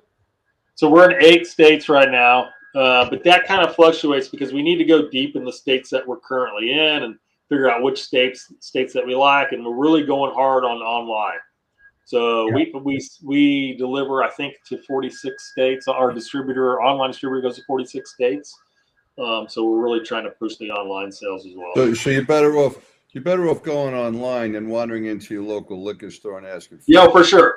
Okay. Yeah, I'd go online. I mean, Indiana, Kentucky, Tennessee, Texas, Florida, some New York, some New Jersey, and Southern California. But you're really better off just going online unless you're in Indiana, Kentucky, or Texas or Florida. Yeah, so just as a New Yorker who moved to Virginia, like it was a godsend to be able to buy wine in a supermarket. Like, so my point is that ABC laws are control states different across each state. So it's a hot mess. So I'm going to tell everyone who's listening, Kevin and Responder Bourbon are not paid sponsors of this podcast. This was absolutely for Kevin and his effort and his career and his philanthropic efforts with Greg and everything that was going on there. So there's no incentive for us to push this other than it's the right thing for the right family. First responders, blue, red, even though the firemen, but we have to bring them in, and then the military, obviously. So please do work a little extra hard to figure out how to buy Responder Bourbon, and then give it as a gift and shove it in somebody's face when you need to let them know that first responders actually care about them more than they really appreciate and know, and we don't judge, and we'll always save a life every single day, all the time, no matter who it is. Correct. So with that, anything else, Mike? I'm good. So everyone knows Pete couldn't make it tonight. He was goofing off on a 28, but his book, The Deadly Path, Pete Forcelli, a whistleblower on the Fast and Furious case. If you want to read all about it, The Deadly Path. And then for us at the Finest Unfiltered on YouTube, for the entire platform, the Executive Perspective every Wednesday night at 5:05 Eastern, 17:05 for the military folks. Ron and Rob talk about police executive analysis and perspectives on incidents that happen mostly in New York, but across the country as they arrive and present themselves. But the 10-4 Tavern is on X, LinkedIn, Instagram, Facebook, and I got to update this. We actually joined TikTok a couple of weeks ago, much to my chagrin and reluctance, but it is powerful. So we'll get on TikTok pretty soon. You can't get away from it, Tom. And then the Finest Unfiltered every Monday, Wednesday, and Friday, 8:05 Eastern Standard Time.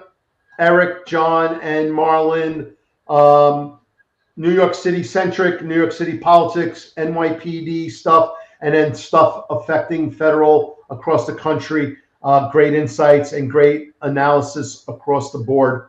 Monday, Wednesday, and Fridays, and then the Friday roundtables that they do 8:05 every morning. So with that, guys, I'll Mike, final thoughts, and then Kevin, you got the final thought, and then I'm going to do the outro. It was very nice to meet you, Kevin. I'm always I always said it. It doesn't matter. We work in different jobs and stuff, but it just seems like the cops always find each other. That's right. It was nice to meet you. Nice to meet As you as Monty well. Bynum said a couple of episodes, 20 episodes ago, so cops and the military, they can't do anything wrong. They're all good in my book. That's a Monty Bynum quote. Of course, tongue in cheek, he knows that no one hates a bad cop better than a good cop. However, we all know that most of us are in the right place trying to do the right thing for our people in the communities across the board, coast to coast, top to bottom, north, south, east, and west. So thank you, Kevin. Final thought, and then I'm going to sign out. Kevin, stay in the green room. We'll do a rehash at the end. Okay. Well, thank you very much for having me. Greatly appreciate it. First podcast I've ever done. So cheers to you guys. Thank you. Next time, wear pants. So, okay. All right, everybody, be safe. God bless. Take care, Tommy. Thanks, Tom.